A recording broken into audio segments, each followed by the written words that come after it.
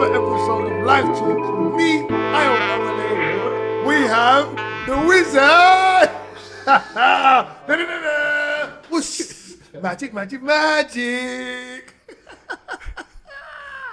And we have A13 in the studio. Come on. Big up. Nah, pleasure for having me. Pleasure for having me. Cool. Nah, God bless you. pleasure for God having bless me, you. God bless you. Time, man.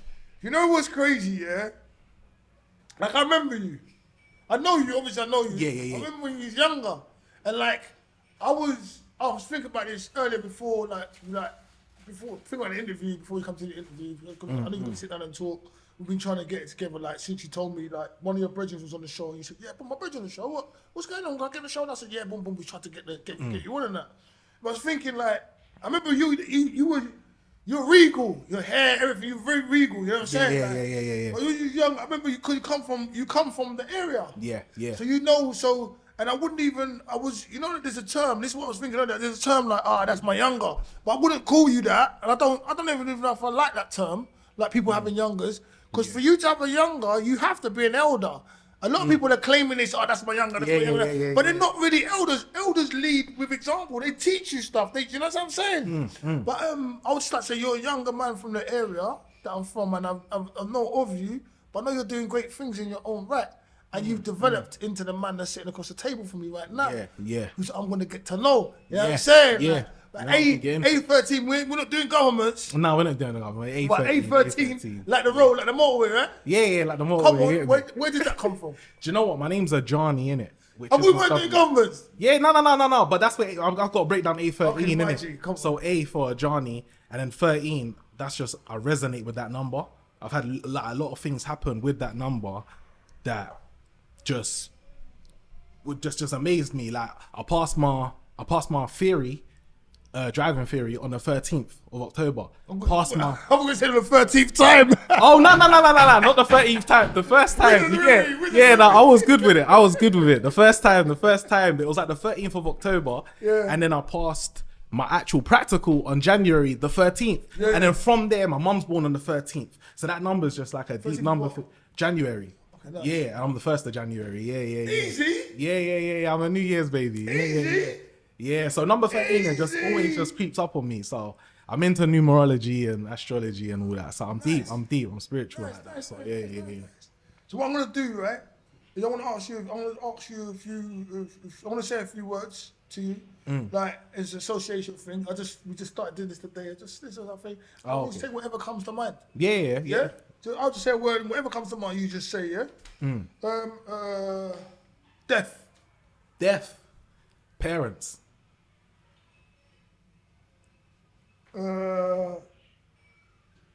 Light. Dark.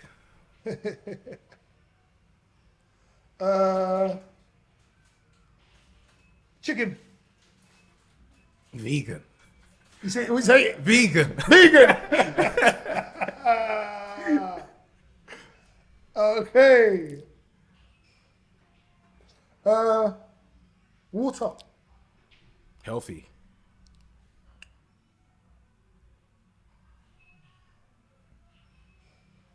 War.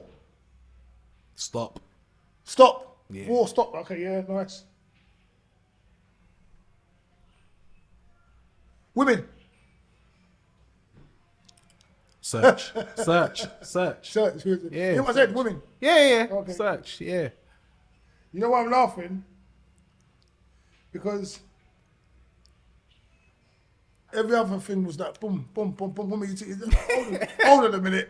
It's just a trick question. That's why I'm laughing. Hold on a minute. Let me calculate this. No, we're good.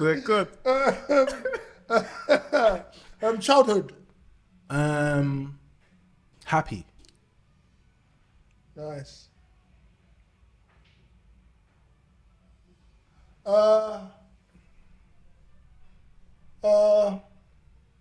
America. Visit. Okay.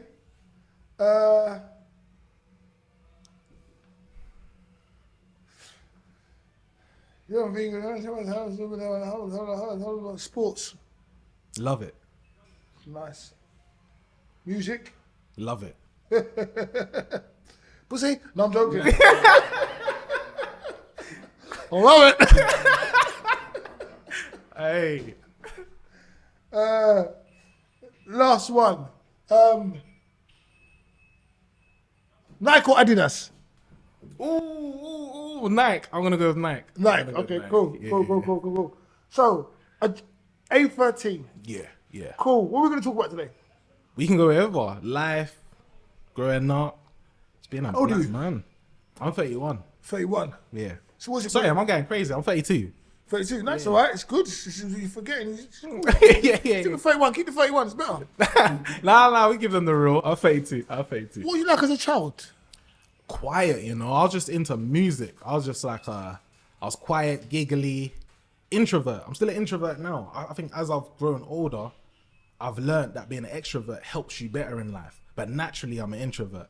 But I've helped being an introvert in life don't really get you nowhere because there's so many opportunities in life and situations where being an introvert is where the prize is. Being a like, you know what I mean? Being an extrovert is where the prize is.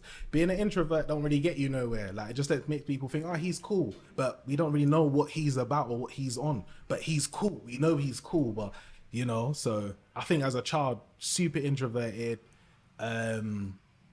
Yeah, just a lover of music. I was cool, just laid back, giggly, kind of music? friendly. Do you know what? I ain't gonna lie, you know. I was a big Michael fan, you know. Michael Jackson? Yeah. Listen, you know why people love Michael Jackson? Yeah. Everyone like Michael. Come on. Some people don't tell you, innit? People Yeah. Michael worked on that in their house. Smooth criminal. Yeah, that Doing was, all them I was things, on all yeah, that. I was yeah. trying to moonwalk for years, you get me?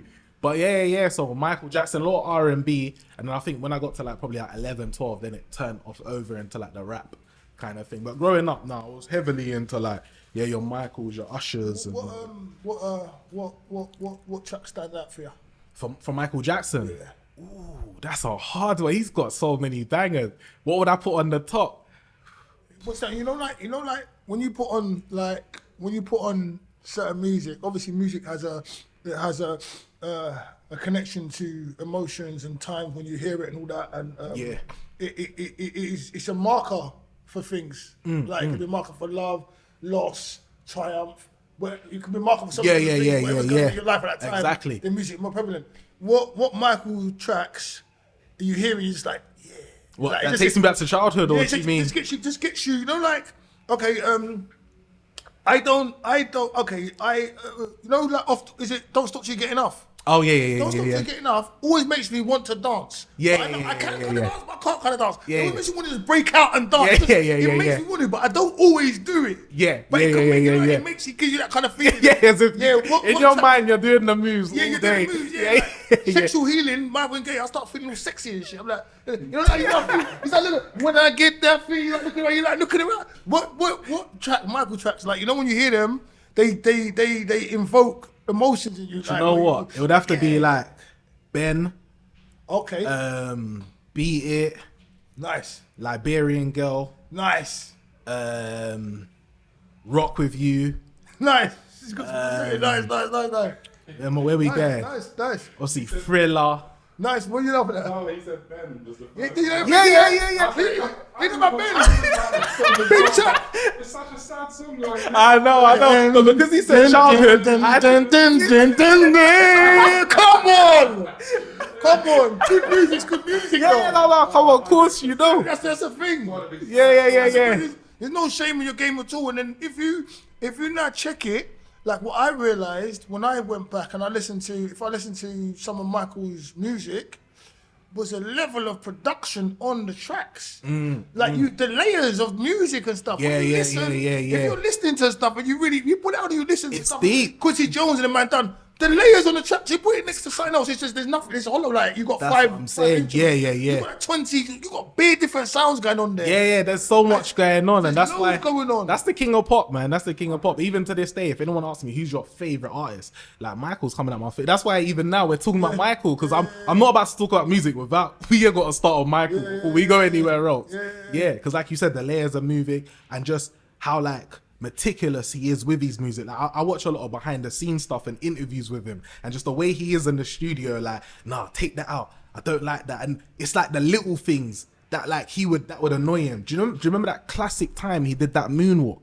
Like, you know, the classic, I think it was like the first time he did the moonwalk on stage. And then, you know, he does the moonwalk, then he goes up on his toes. He was annoyed. He hates that. As much as that's like a magical Iconic thing from, yeah. He hates the fact he didn't stay up for longer.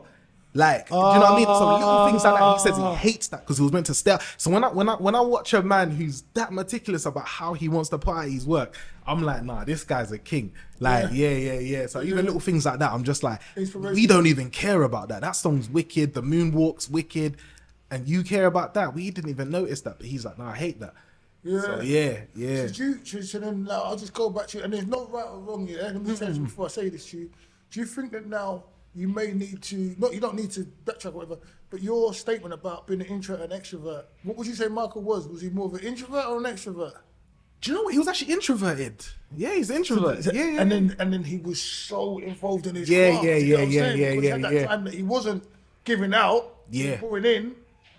Because for whatever reason, I don't want to speculate to whatever reason why he poured it in. Exactly. You know what I'm saying? Yeah. So it was that part of his character, or that part of that trait of his character, helped him to be the person that you admire. Yeah.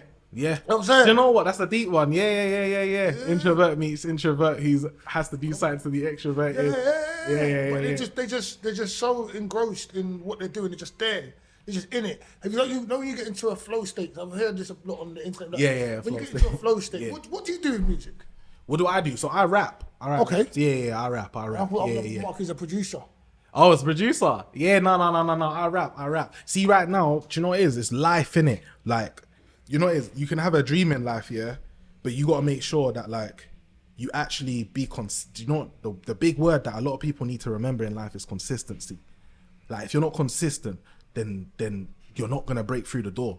And then if you get distracted in life, whatever them distractions may be in life, it's like those things can hold you back. So it's about being consistent. And that's what I am now. I'm like, now, that's why it's even a pleasure you inviting me on here, because this will give me like that kick, like, all right, cool, let's go now. Like, you're going to have this coming out. Let's get back to the music. Let's start cooking up.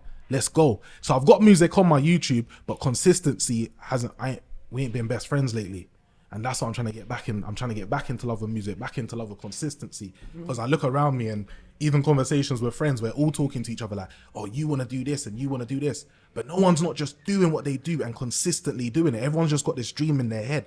And sometimes it's like, it gets irritating. You talk to everyone, you're like, what do you want to do? I want to be a model. Oh, yeah, let me see your portfolio. Oh, I ain't even got one picture done yet, but I'm going to kill it. Like, it's boring. Even the same with me. I'll tell people, yeah, go on my YouTube, go check out my music. What do you mean? That song came out like 10 months ago. Like, what are we doing here? Like, what are we really doing? Are we going to kill it? Or are we just sharing little vids amongst each other, some old little work? Oh, let me hear your song. Song's not even on YouTube. Your song's on your phone. Like, so wait, so only me and you right now hear this song.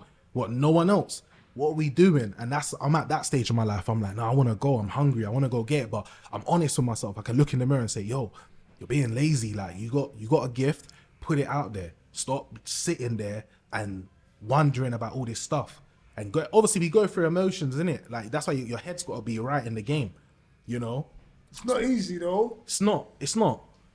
What you're saying, because what you're saying as well, sorry to cut into you as well. Yeah, no. What you're saying, you're talking about the age-old battle that people have, and the age-old battle that everyone has is the battle with themselves. Yeah. You're talking about the difference between the dream and the aspiration of wanting something and getting up and doing it. And there's so many distractions and so many anchors in life and in the world, and some are really clear to us and some aren't clear to us. So as much as we want to, let's just say you want to be a model, or you want to get your stuff cracking what you're doing. This is not saying them, let's say you want to do what you're doing, but then you might get up in the morning and now you've got other obstacles or anchors that are pulling you away from your dream or your aspiration, your desire. It's on you to fight all those things, fight your subconscious, fight all that, and still get the things done. Yeah. It's not easy. Yeah, man. no, it's not. And everything's piling up because you look at, let's just say, social media, and you might get involved in the video of another artist because you're aspiring to do something. You're what's the word? You're actually inspired by them, but you're sitting there watching them. The longer you're sitting watching someone else, the less time you're doing what you need to do. Yeah. And Exactly. that day ticks away. Yeah. He's turning around and say, "I want to do this, but I ain't done it." But they go, "It's hard. It's just It's hard. hard. I'm just saying it's No, hard. it's hard. To fight Yeah, yourself yeah, is yeah. hard. It's hard, especially in this day and age. It's And that's really why I hard. bring it up, because I feel like that's something that's got to be out there, because I don't think it's not only, I think it's a normal thing for us all to struggle with that, but that's why I feel like that has to be said on camera. This needs to be a thing that people take note, because it's something I noticed with myself and with many others. There's a lot of like, oh, I'm gonna do this and that, but everyone's standing still. Because you're right, it's not easy, but it's something that you can't take your eye off, because as we're just saying now, look how hard it is. So if we take our eye off of that, then it's only going to be even 10 times harder if we're not thinking about it or not talking about it. If we can say it's hard, do you know what I mean? So it's just something that I think needs to be out there. Like, it's just something I notice a lot with myself, with others, do you know. How realistic is it for you to say you're an artist, Yeah, and to do what you're doing? How realistic is it? That's a genuine question. Like, when you say how realistic. okay, so how realistic is it for you? Like, do you see yourself eating, making money from what you're doing right now, being more consistent like you want to be? Yeah. In the next year, 2 years. Next Oh yeah, 6 months? 100%. Yeah, so it's Yeah, 100%. Yeah, 100%. So what's it gonna take for you to do that? Literally just turn your mind on and get, like, no matter what else is happening in life, you're doing that. So no matter that today's Thursday and you're having a down day, music don't stop. No matter that, okay, bills over here need to be paid, music don't stop. And it's just remembering that no matter what else is going on, the dream don't stop, innit?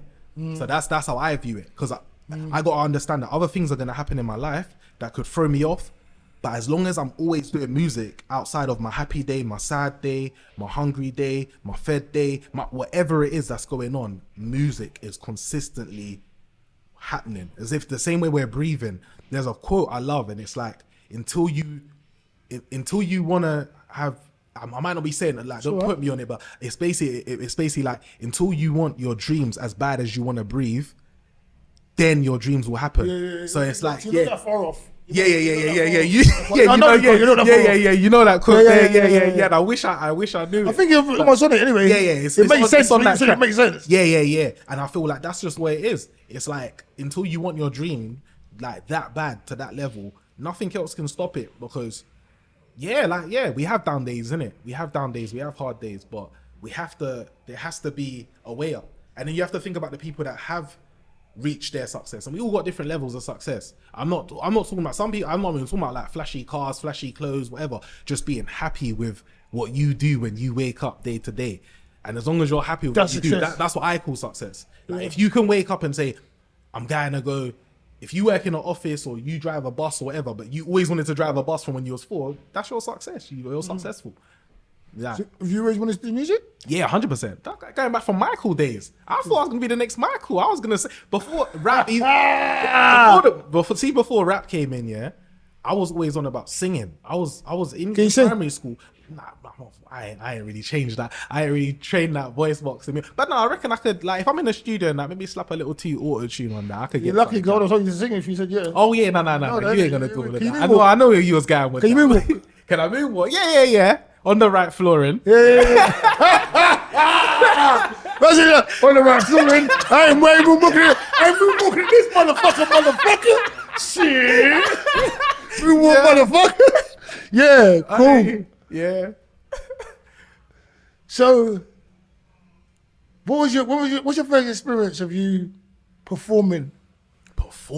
Yeah, your first experience, you know, not your professional, whatever. Your first experience of you performing and thinking, like, just like performing. You could have been singing a Michael, whatever. Your first experience of performing. Do you know what? I ain't gonna lie. It was literally just being in some flats there was a group of us in there, you know, just hanging out, whatever. People smoking weed, blah blah blah. Like a cypher. Yeah, a little cypher thing. And I remember, like, we were just freestyling. We weren't even doing bars, like written. We were just freestyling about. But I remember I just went off top. But I remember, like, people looking at me like, I always remember that one guy looking at me like, yeah, okay. And that always just stuck with me, like, because I was thinking, that ain't even written, like, I'm just flowing around with you lot. But that was like probably my first experience of, like, all right, I like that feeling of someone just being like, all right, cool. Yeah. How important do you think rap has been for the world?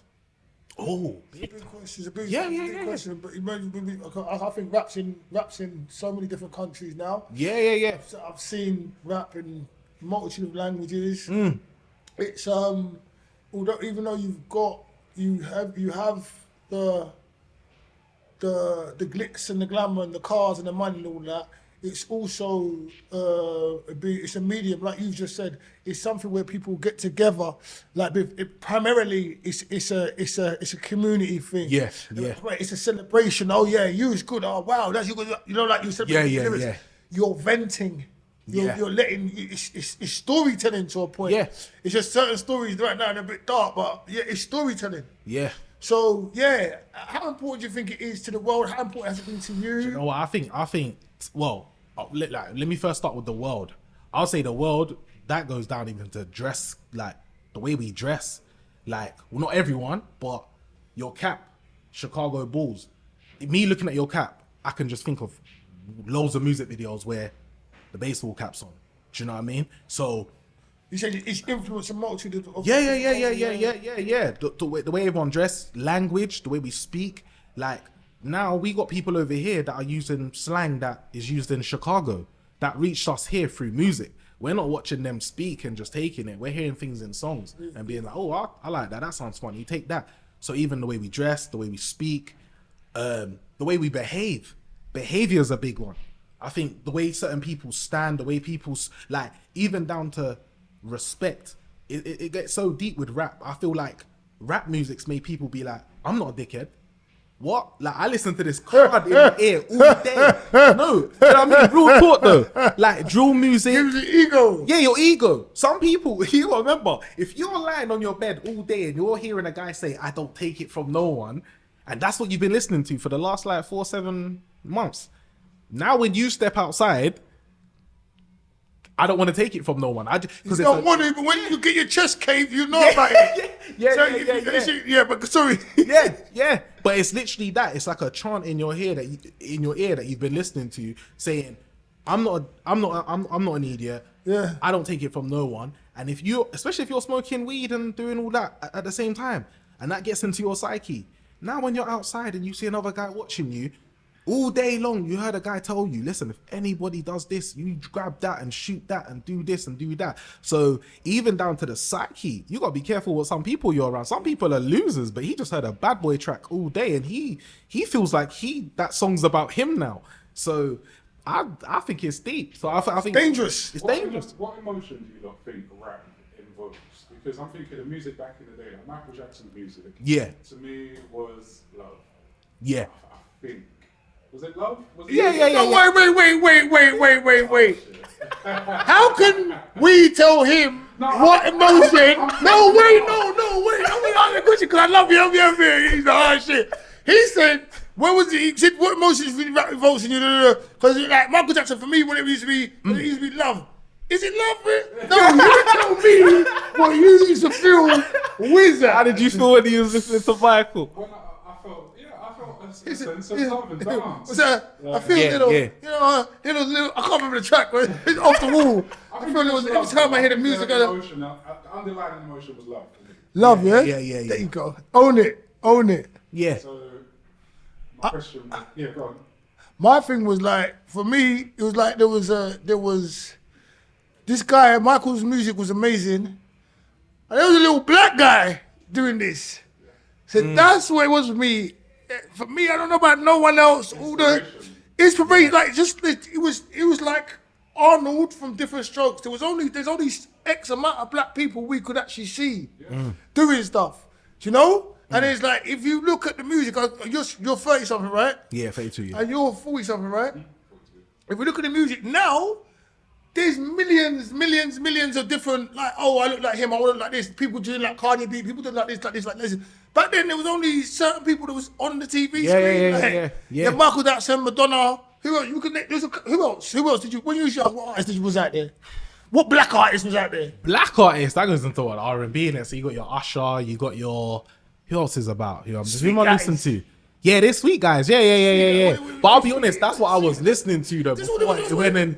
No, but I think there was like the Snoops and that was about. You had them lot over there. Yeah, he but was there into that at wasn't. that You point. see, but the accessibility. I can't even. The Accessibility, access we had to yeah. It was. We never had access to certain things. Certain mans could get in the States. You had to get a video. Your MTV Raps. It wasn't the access we have now. No, it's true. But you had access to certain other music. But Michael was mainstream. Yeah, you could see him on Top of the Pops. Yeah, remember watching Top of the he's Pops? the first. He was like the first to break through on like MTV. Like Michael's the first black artist to. Yeah. I never saw him. What black artist you see on Top of the Pops? I was going to say like a Marvin Gaye's though. Wasn't Marvin Gaye's soul R&B again. Yeah, that was kind of the same. Yeah.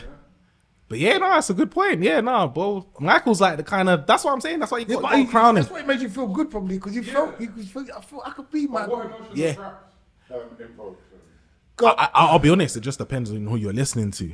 I feel like right now there's like it depends on who are we talking about and what, like just what genre of rap are we on about? Because there's rappers now. So do you know what I mean? You got your conscious guy who's telling you about the war over there, and then you got this guy who's telling you about London and he's in the streets. Yeah. So it's like who like. I think like you're absolutely right, but because you can still put an emotion on it. I think you're right that it depends on who you're listening to, as to what it invokes. But primarily, through what you said initially, confidence. Yeah. So the guy listening to that, like, I'm a bad man, don't touch it. He'll be confident he could do that. Someone's saying, like, I'm intelligent. Any rap is a confident thing. The Yeah. No, I'm with you. Confident with whatever they're saying, whatever it may be, whether it's conscious, negative, whatever. There's I wouldn't want to say arrogance. There's just a tenacity. A strength. It's like, I'm on a, Yeah. You know what it was? No, I agree with you. That's actually that's a good point. That's the one. Yeah. No. Do you know what? I agree with that. I'd have to second that because confidence that you're making me believe I'm a bad boy. You're making me believe I'm intelligent. Not saying that they're not intelligent, but you're making me believe that today through listening to you, I've got more wisdom and I've got more. So that's a good one. Yeah. I have to second that confidence. Yeah. You got some questions. Don't ask me a question. Ask him a question. We're gonna roll this around now. What do you want to know? You got some? Okay, yeah. Let's do this. All right. So, how do you? How am I? Yeah. No more questions from you. No more questions. No. Now you don't fuck that, man. How you gonna leave with that? How you gonna come out the gate with that? All right, cool. You know that below the belt. I'm just fucking with you. I'm 48. I'm fucking with you. I'm 48. So, 42.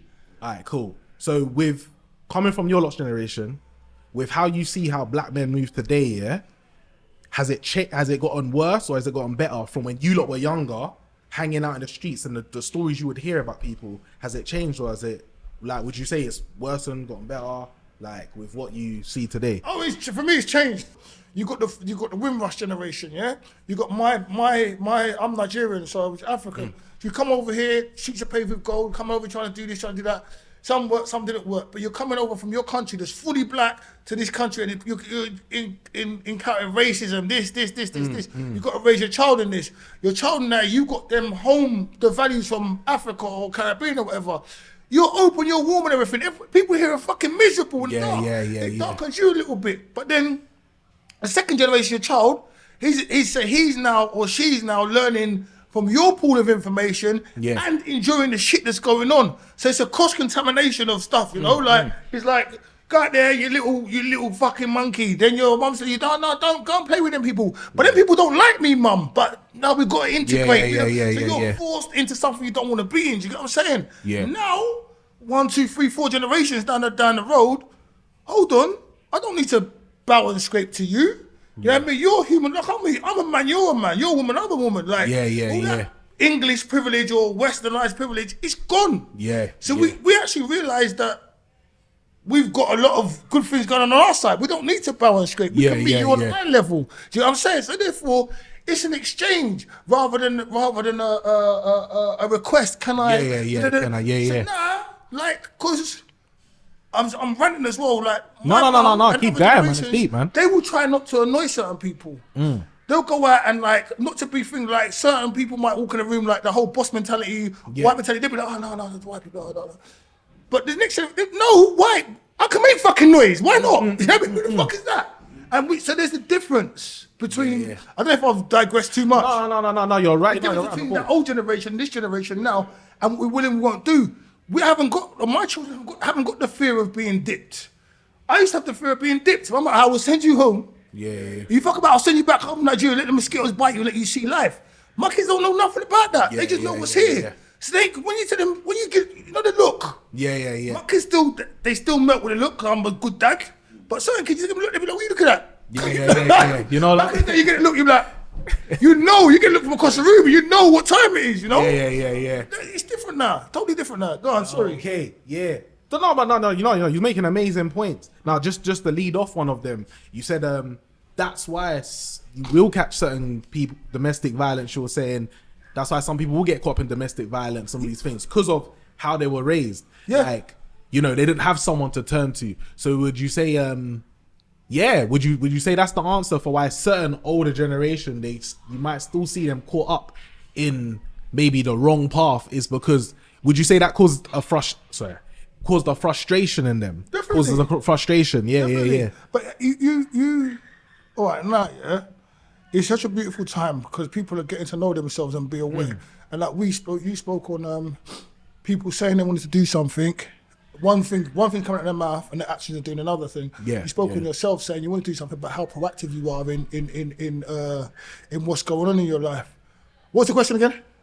The frustration. The frustration. So, but having the knowledge to know that you have got the right to work on yourself, that you don't have to do certain things, it allows the clarity for you to live and do stuff. Yeah. The frustration is there. And then on top of that frustration that you may have already on yourself, because a man shouldn't cry, a man should do this, a man should provide for the family all the time. But sometimes that same, in this environment, you're providing for the family, but who's providing for you? Yeah. Like, no one's like, it's on top. I know dads out there that they're not with the mum. CSA's ripping their ass out. Yeah. They ain't got a pot to piss a window to fly out of, and they're supposed to be smiling and happy. They're going to work and they're not eating no money. They can't even see the kids, and the people are wondering why they're drinking or why they're getting angry, why they're smoking, why every time you talk to them like, wait. It's pressure.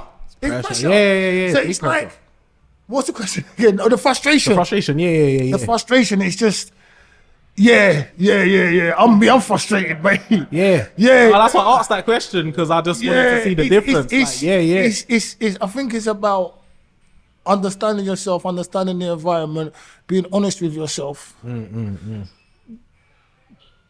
able to say, you know what, I don't know everything. Can you help me? Like, and not being scared about what you're gonna get back. Yeah. But then it's about the environment you put yourself in, and sometimes the same people that we're talking about might be in the environment, and the one time that they reach out might be to the wrong person. And that wrong person starts, well, the show fucking for. Why you fuck somebody girl? That's why you got somebody baby. It's not what you need to hear right now. You didn't need to hear that. And hearing that once will just make you, I'm not going to tell no one else. You know what I'm saying? So then you deal with it all internal, and then when you deal with internal, you've only got your own mind to so you ask yourself a question, you answer the question, you ask yourself a question, you ask a question. That's not going to end well. It's not going to end well. You need some other things. It's not going to end well. You need the input. Like you do need to have your own introversion thing, but you need the outward things coming in and understand that this is a universal theme.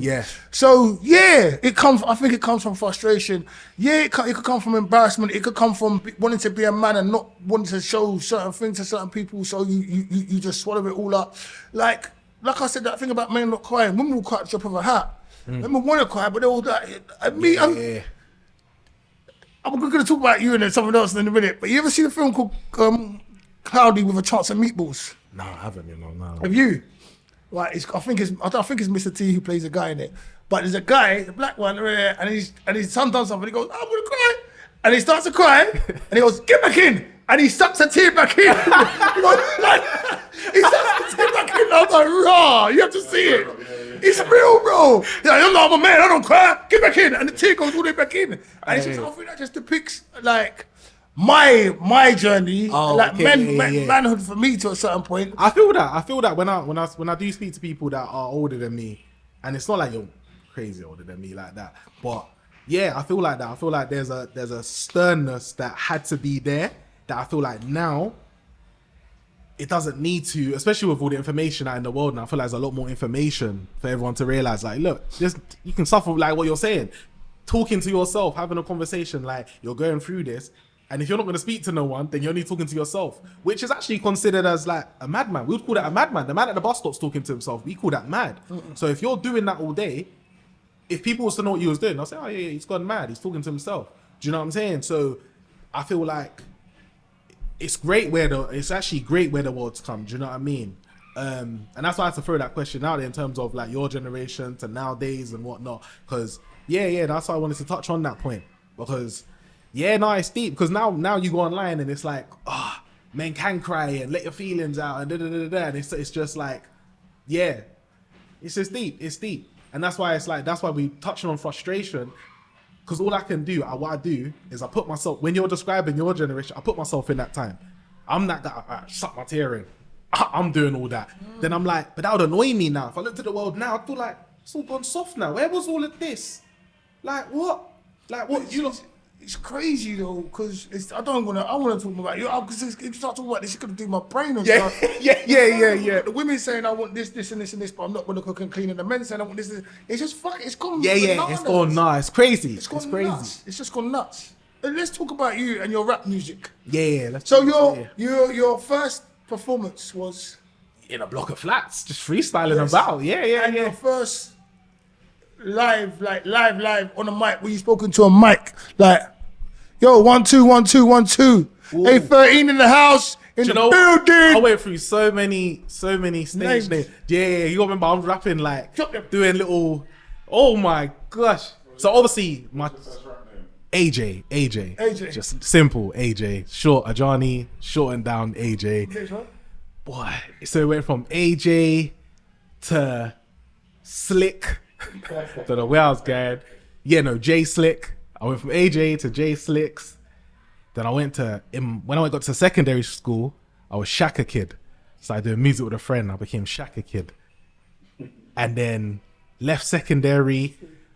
I was a big fan of a blues artist called Frankie Lyman from the 50s blues singer. You know him? Yeah. Oh, okay. I was big on him, So then I called myself AJ Lyman because he was Frankie Lyman, and I thought that would be cold. I'm a rapper named after a blue. I was doing all this deep dive, and I said, look, they're not ready for me. I'm AJ Lyman. I was going crazy, but big up Frankie Lyman. I was like, do you know what I mean? Check him out, like 50s blues singer. And then from AJ Lyman, I said, nah, I don't want to be named after no one. Because then I felt like every time when people hear my music and they're like, why'd you put like now? See, imagine if I was AJ Lyman now. You'll all say, where's the Lyman from? Frankie Lyman. Everyone starts clicking off this guy to find out who Frankie Lyman is. I said, if you link your career to another man's career, you navigate people somewhere. And the navigation needs to stay with you, not elsewhere. So I said, I'll drop that. Then one day I was like, no, AJ, I want to keep the AJ. Because that meant that the AJ had to be in there. So I was like, all right, cool. We'll drop the Lyman. And then I was like, Glinchy. I wanted something that sounded big. I was like, AJ Glinchy. Then I was rolling with that because I was like, Glinchy. I thought, what? That sounds mad. I said, do you know what? I'm AJ Glinchy. Started putting out music under that name. And then I don't know. I fell out of love with the name. I started to look at it more and more. I think one day I just looked at AJ Glinchy.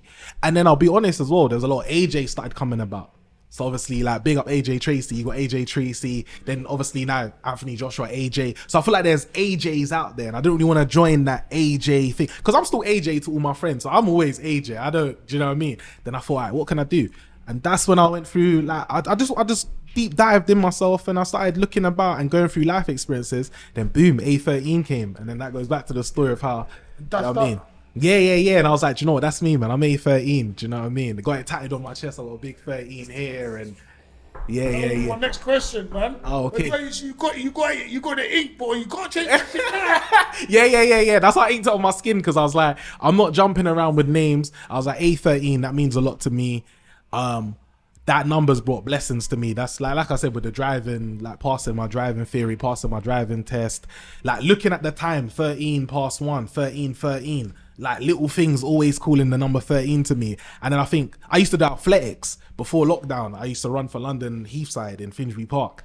And I remember I went to it was like my first little Trials. Yeah, my like, first little race at Lee Valley. It's at Edmonton.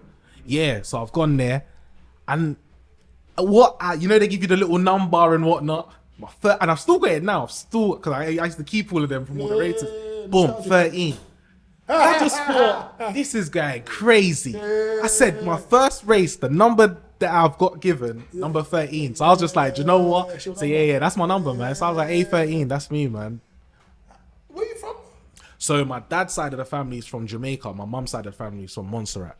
Okay. Yeah. Most Russian and the Jamaican. Yeah. Okay, so I would have put you as I would have put you as African or something. Yeah. Obviously. How many tattoos you got? You're gonna have to put your hand up. You. Do you know what? The last time I counted, I'm 20 plus, innit? I'm 20 plus. 20 plus. Yeah. You got an entire body or? So I've just started touching my legs. So I've got 1, 2, 3, 4. I've got 4 on my legs, and then the rest is just upper body, and I've got a few on my face. I've only got 4.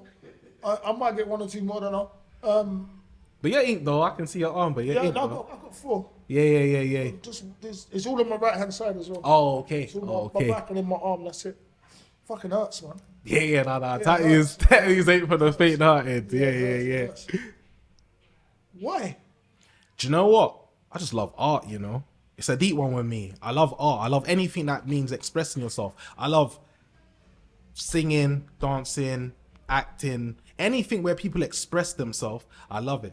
And I'm a big fan of art. And to me, tattoos are like, it's an expression of yourself.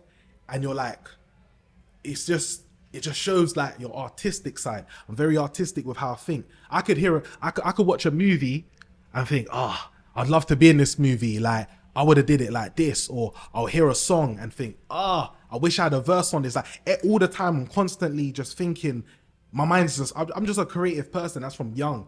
I've always just been like into like wanting to be in either films, music and stuff like that. So to me, it's just artistic. And I feel like tattoos is the one way of expressing art. So yeah. And from when I was 15, I remember I was sitting at my friend's house and I said to him, I'm going to get a tattoo around my wrist, like stars linking around. I never ended up doing that. I got some other stuff. But I remember he was like, nah. You're not going to do that. Some ink on you though. Yeah. No, I'm inked up. Yeah. No. Yeah. I got love, hate, stars, 2 hearts.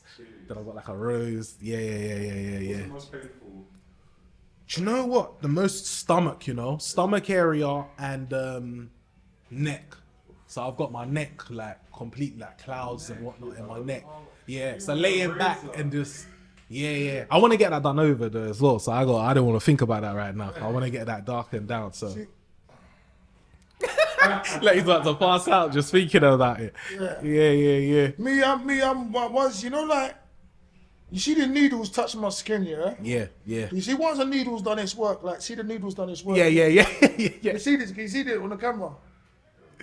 See, once the needle's done its work, I leave. I'm not getting nothing no more. There's no more needle work down here. Even this part's supposed to, you after a certain amount of years, you can go over your. Yeah. I'm not even going over it. The pain that I endured on this tattoo here. Yeah. The tattoo's not even finished. There's supposed to be clouds. Yeah. I said to him, just stop. Wallahi. I said to him, just stop. Just stop. He goes, no, it's okay. It's okay. Just leave it like this. I don't want no more. Yeah, you need that numbing cream. No, this doesn't. No. I need no one told me I'm never doing a tattoo on the inside of my arm again. Yeah, I did both sides. I got writing on both sides. Yeah, but you got writing. Yeah. It's okay. Even if it hurts, it's okay. It's writing. Shading. Look at all this nonsense. You this. Yeah. No, sir. What do your parents say about your tattoos? What do my parents think of them? No. Neither of them have any, but no, that was cool. Cool. I don't think I don't think they're a fan, but they didn't mind like me getting them. How do you also my mum? I don't know what my dad thinks on tattoos and all that, but my mum she was cool with them. Yeah. How do you feel about when you're like 80? I don't mind. I'm 80. I've lived life. I'll be looking at my body like, yeah, you did it. You lived your truth. No, seriously, you did it, right? Yeah, I'll look in the mirror like, yeah, you stepped out. Like no one, not everyone you bump into got face tat. You got face tat. You wanted face tat. You wouldn't got it. Yeah. Because I always get asked that question. I remember like Because it's just something to think about. No, it is something to think about. But do you know what makes me laugh about that question? You know, when everyone goes, what are you going to do when you're 80 years old and you're covered in tattoos? Bro, I'm 80. Like, let's really talk about where I'm 80. Where am I going? Like, what's going on? I should be chilling, right? So I'm just chilling with tattoos, right? There ain't no job interviews going on at 80 years old. I'm cool, I'm chilling. So it's like, yeah, that question, when I look at it on the flip side, when people say that, like, what about when you're 80? I'm like, think about what you just asked me. Look at you, you're 80. With all them tattoos. Where you think you're going? No, you're not going to get that headache. You're not going to get a headache. Yeah, that was a funny one, but yeah, no. Hey, Mac. That was good. Go on. You're gone, yeah, you're gone. How long will it take me to grow my hair back? Oh, The fuck no, man. Get the fuck out of here, man. No, wait. What? No. oh boy. I need one, man. I need a red card. I need a red card. Where is it? Give this guy a red card. No more questions from the fucking wizard. Oh my God. How will you tell him forever? Ever? No, not even forever. Ever?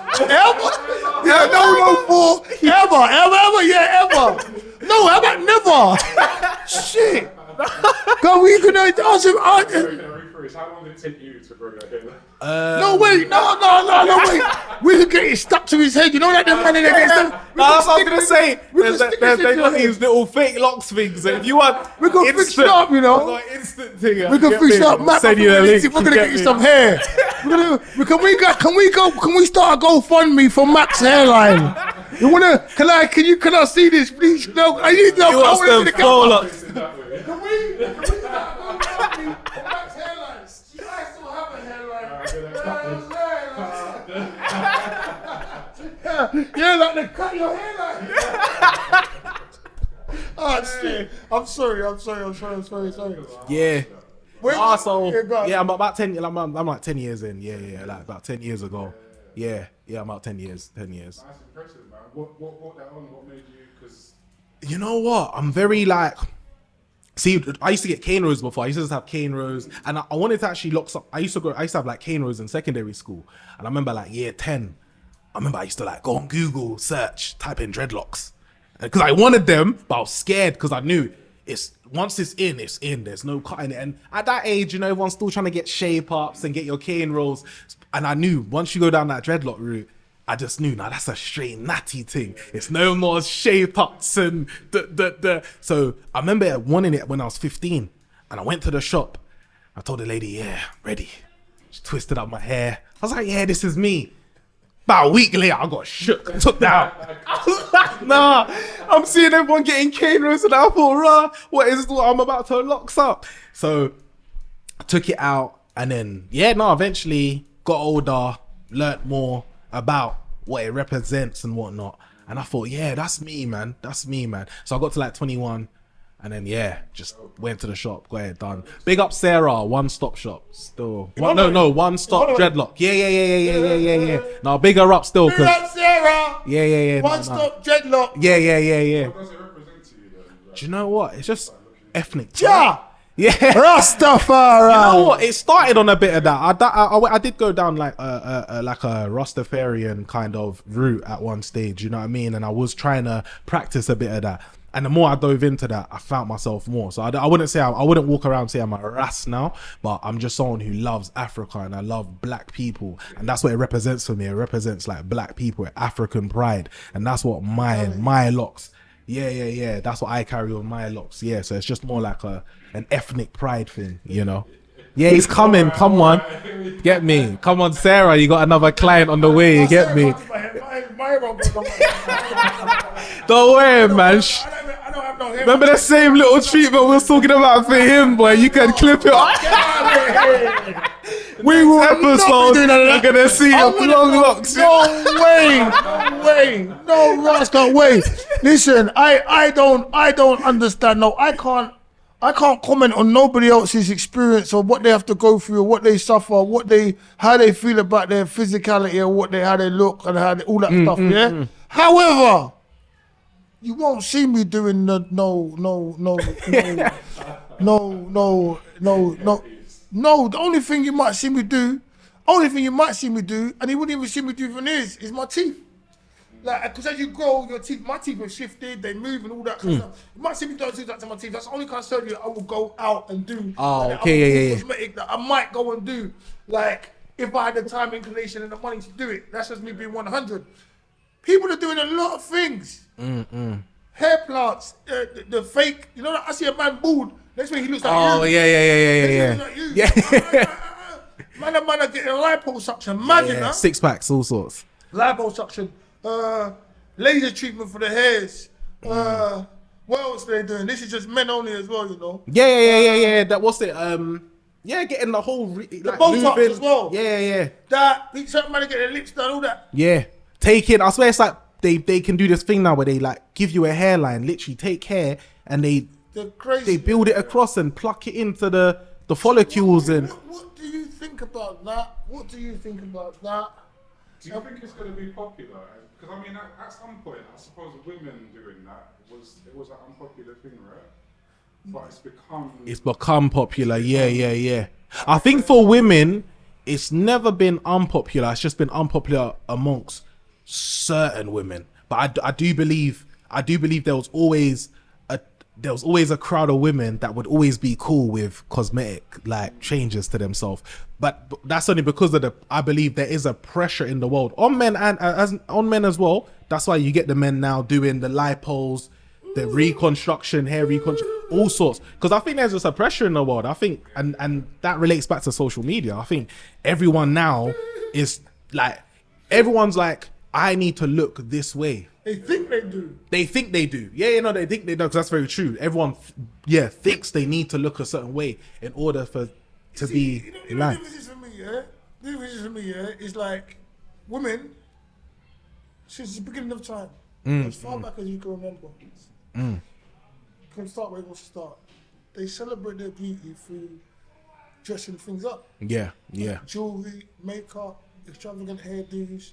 They dress themselves up. Yeah. They have to be desirable to a point, because they are it's part of like, you're desirable, like, you know, like childbearing hips, all that. Yeah. You know, that big, Yeah. Like, you have to be desirable, so for the men to desire you. That's what men desire. Like the aesthetic. This is how we're designed. This is how they say. I don't want to be like them people. Like, yeah, this is how we design. I don't know everything. I just know what I know. This is how we design. Women, on the other hand, they're looking for protection, stability, strength in men. If we go back, if we strip everything back, forget about all this fake stuff, all the man-made stuff, life. What do you need to do? Protection, food. This. What does man need? Nurturing, this food. Yeah. You need to look at your woman and be like, wow, oh, like, yeah. And it makes you feel happy. Yeah. No, exactly. Yeah. Be like, oh wow, look at your arms, look at your arms. Yeah. That's what it should be. No. Yeah. You don't need to see your man doing Yeah. Like, it's human. It's got everything warped. That's Yeah. No. Yeah. Because women, they wasn't doing it. For me, it was Pamela Anderson. I feel like that was the first person that I saw that brought the cosmetic thing through. Before that, all women were natural. Okay, so you're right, but you're wrong. So when you saw that the Pamela Anderson thing was like, okay, cool, boom, you saw it. Well, that was the cosmetic that you say you saw. Only God knows when it started before that. However, they've been doing it since the beginning of time. Bro, listen. For it to be acceptable. Listen. Corset, boop, breast, boop, this, boop. That's cosmetic surgery without the cosmetics. Yeah, and that's going way back. What you're looking at has been enhanced underneath the clothes. Yeah. You know what I'm saying? It's exactly the same thing. It's only they now learn how to do it so it could be there permanently. That's exactly what it is. The bra's the wonder bra. Yeah. The wonder bra. You think, you see it, when you get home with that Ross Clark. Yeah. What? Because them corsets they were using back in it, that was damaging them. Remember how? Because they used to pull them in so tight. But he used to give them that figure eight.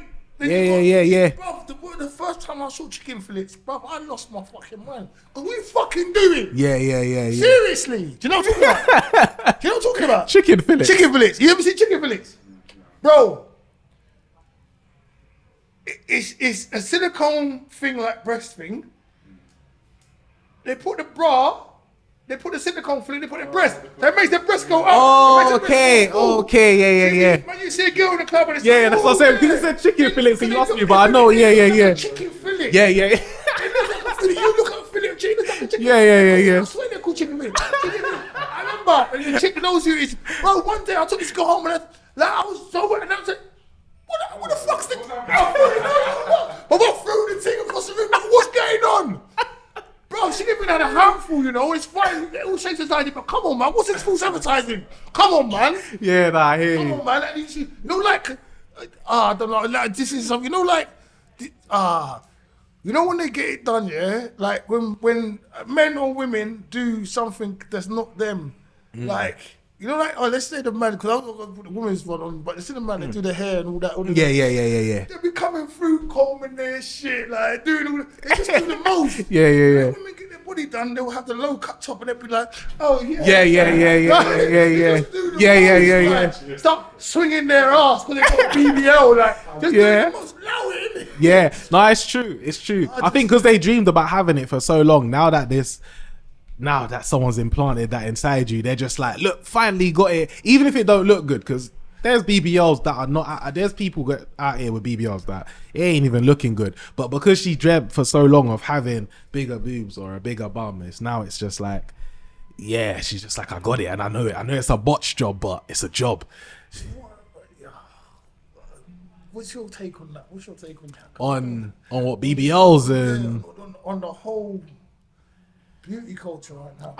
It's like what I was saying. I think literally, if we live in a world of pressure, it's like every advert, music video, it's like, okay, this guy looks like that, so I gotta make myself look like that in order for girls, because then the girls in the video are chasing this guy, but he looks like this. So then as men, subconsciously we go, okay, so I gotta look like that. Even if it's subconscious, we gotta look like. Women, I'll be honest, women have it even worse. Women have it even worse because it's like the pressure of like, who's the beautiful woman in the world? Okay, Beyonce, Rihanna, like, so now they're looking at these women that own businesses, live like luxury lifestyles, and they got to think, I got to be like that in order for the guys to say, I'm one of them. Of course they're going to cut into their body and do all sorts. It's pressure. And same for the guys. Girls are saying, look at this guy, look at that guy. Guys are like, all right, cool. Well, I need to go get my six pack, even if it means I don't go to the gym and put in the work for the six pack. I'll pay someone for the six pack because I know once I get there and I hit the beach, lift up my top. You know what I mean? The girls, at least I got the girls looking. Then imagine that. I ain't even got to tell you that I paid for it. What's that? I ain't got to tell you that I paid for it. I could go pay for it. I ain't got to tell you I paid for it. Yeah. Do you know what I mean? So it's like, it's deep. And I think the world right now is just, that's it really. It's like, everyone wants to be the one in it. So it's like people are willing to pay the price. Even if it's... Everyone can't be the one though. No, but the one in their world. If in my world, I've gone and got surgery and now girls are saying, nah, he's nice. Because he went and, like, they don't know that I went and did that, but when they see me, they're saying, oh, he's got a six pack. Oh, he's got blah, blah, blah, blah, blah. Look, the hair's there, If that's what they perceive as beauty and I've gone and paid for it and you're not going to know I paid for it, at least now when I walk in a room, when you girls are in here that are looking for that, I got you all over me. So my money didn't go to waste if that's what you're looking for. You know what I mean? Yeah, but those ones, fuck them, man. I know, yeah. What are you gonna do with it? Because if anything happens to you, you're gonna be like, they're gonna leave you. Oh yeah. By the way, I am not bigging up them kind of girls with their mindsets. Yeah. I'm like, I'll big up all the girls out there that don't even care about like what a man has, and she wants like big up all the girls out there that want to meet a guy, and she sits at the end of her table and says, I'm gonna sort my life out, and then I'm gonna meet a guy who's gonna sort his life out, and we're gonna meet halfway. That's all I'm bigging up. All this like chasing man down because he has like the aesthetics of what you're looking for and all that. Them relationships don't even last anyway. Like them things there, they crash and burn. If it's not deep and it's not spiritual, I don't believe in nothing like that anyway. But I just think the world we have to be honest here. Like as an individual, that's what you might go out into the world and look for. Like you might go find your spiritual connection with a female, and it's not just about looks. It's not just about these things. But the world is these phones and everything. We are mentally consumed into thinking, you know, he like for the girl, it's like he should look like this, she should look like that, and that does rule the world. The conversation isn't like, it's not like guys link up in a club and go, all right, so listen, this is what we need to do. Yeah, we're gonna find the girl with the mindset. Where's the mindset girl at? That's not what's going on. Do you know what I mean? That's not the convo in the corner of the club. Like, yeah, look. No, it is. We're gonna, I can't see that. Look, listen, AJ, listen, A30, listen. The mice, let's look in the club, we're trying to get with the mice. God damn, look at that BBL. Oh my God. Sat in the head. AJ, you're over there following another chick, like, it's just everything goes out the window. Nah, that's what I'm saying. Motherfucker, like, can you buy me a drink, please? Yeah. That's what I'm saying. So you just have to have your eye open.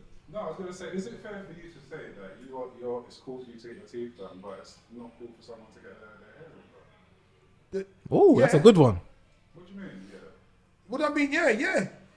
Well, you said that it's not cool to do that stuff, but it's alright for you to... Oh, speak up, say your question again clearly so people can hear it and I'll answer you. You said that you wouldn't mind getting your teeth done as a little bit... The only bit of cosmetic surgery I would do, yeah? Surgery, but then you said if someone gets the hair implant... The hair implants, yeah? Six-pack... Yeah, all the 6 months, yeah? That day one, and yeah, you're happy with... Yeah. You've got a problem with it. Yeah. I ain't got a problem with it. No, let's just say it right. I ain't got a problem with it. No, hold on. I ain't got a problem with it because you do what the fuck you want to do with yourself. You know what I'm saying? But I don't condone it. I won't sign off on it. And the reason being is, if I was to get my teeth done, I've got teeth missing. And my teeth have moved. So therefore, I can't consume food how I used to be able to consume food. It's not about how I look. It's about the internal thing.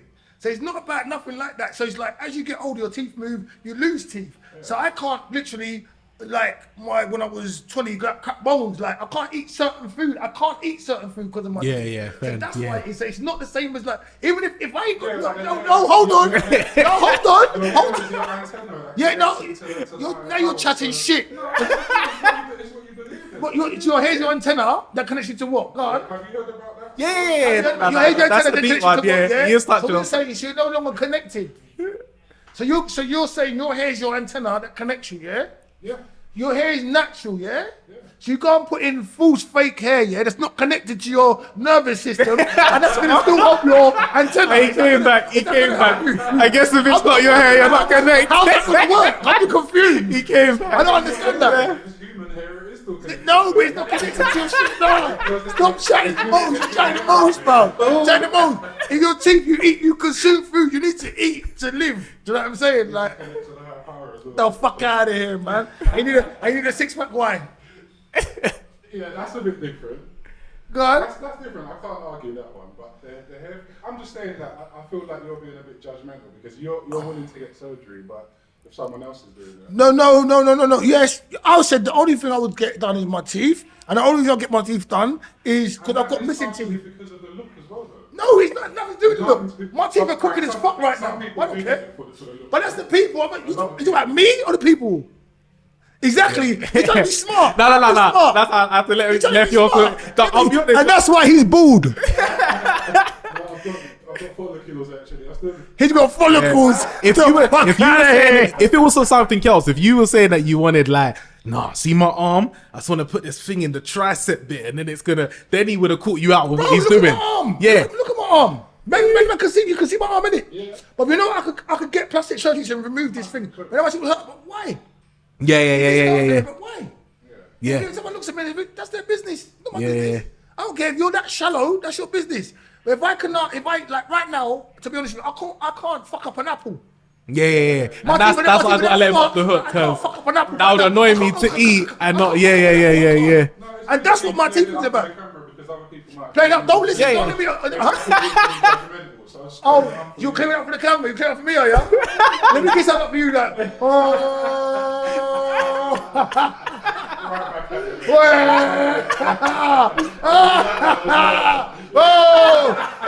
He's doing that. We're just doing that. I don't know, man. Okay, wizard. Whoosh. I don't know. A13. Rap. What's your rap style? So I'll say I like to go for like more, I'd call it more emotional based rap. So it's just like emotions, whether that's like sad, happy, love, but it's just emotions. I'd call myself an emotional based rapper. Yeah. What kind of emotions do you think you evoke the most? Like, do you know what I really like? I like, do you know what I listen? It depends on the beat, innit? Like different beats. It depends what feeling I get. So I could put an instrumental and it's like, what feeling am I getting from this? And then I kind of just, like, wherever it takes me, I'm just like, alright, there I am. Like, that's the emotion I'm feeling. So I'm going to write something based on this.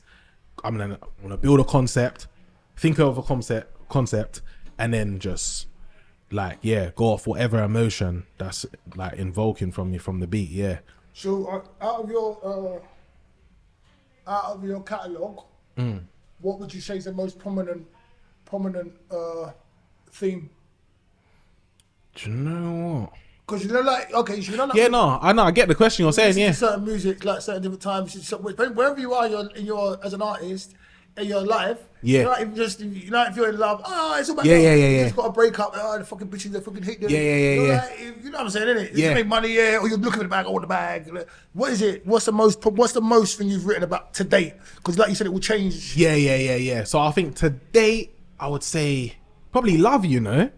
Yeah, I'd probably have to give it to love songs. Like sweet guy, like love. No, sometimes love, a bit of both. I'm gonna break your heart, love. No. So I've got a song I've got a song called Butterflies, on my YouTube, and I actually wrote this song. I wrote this song when I was AJ Glinchy. Let's get back to the AJ Glinchy.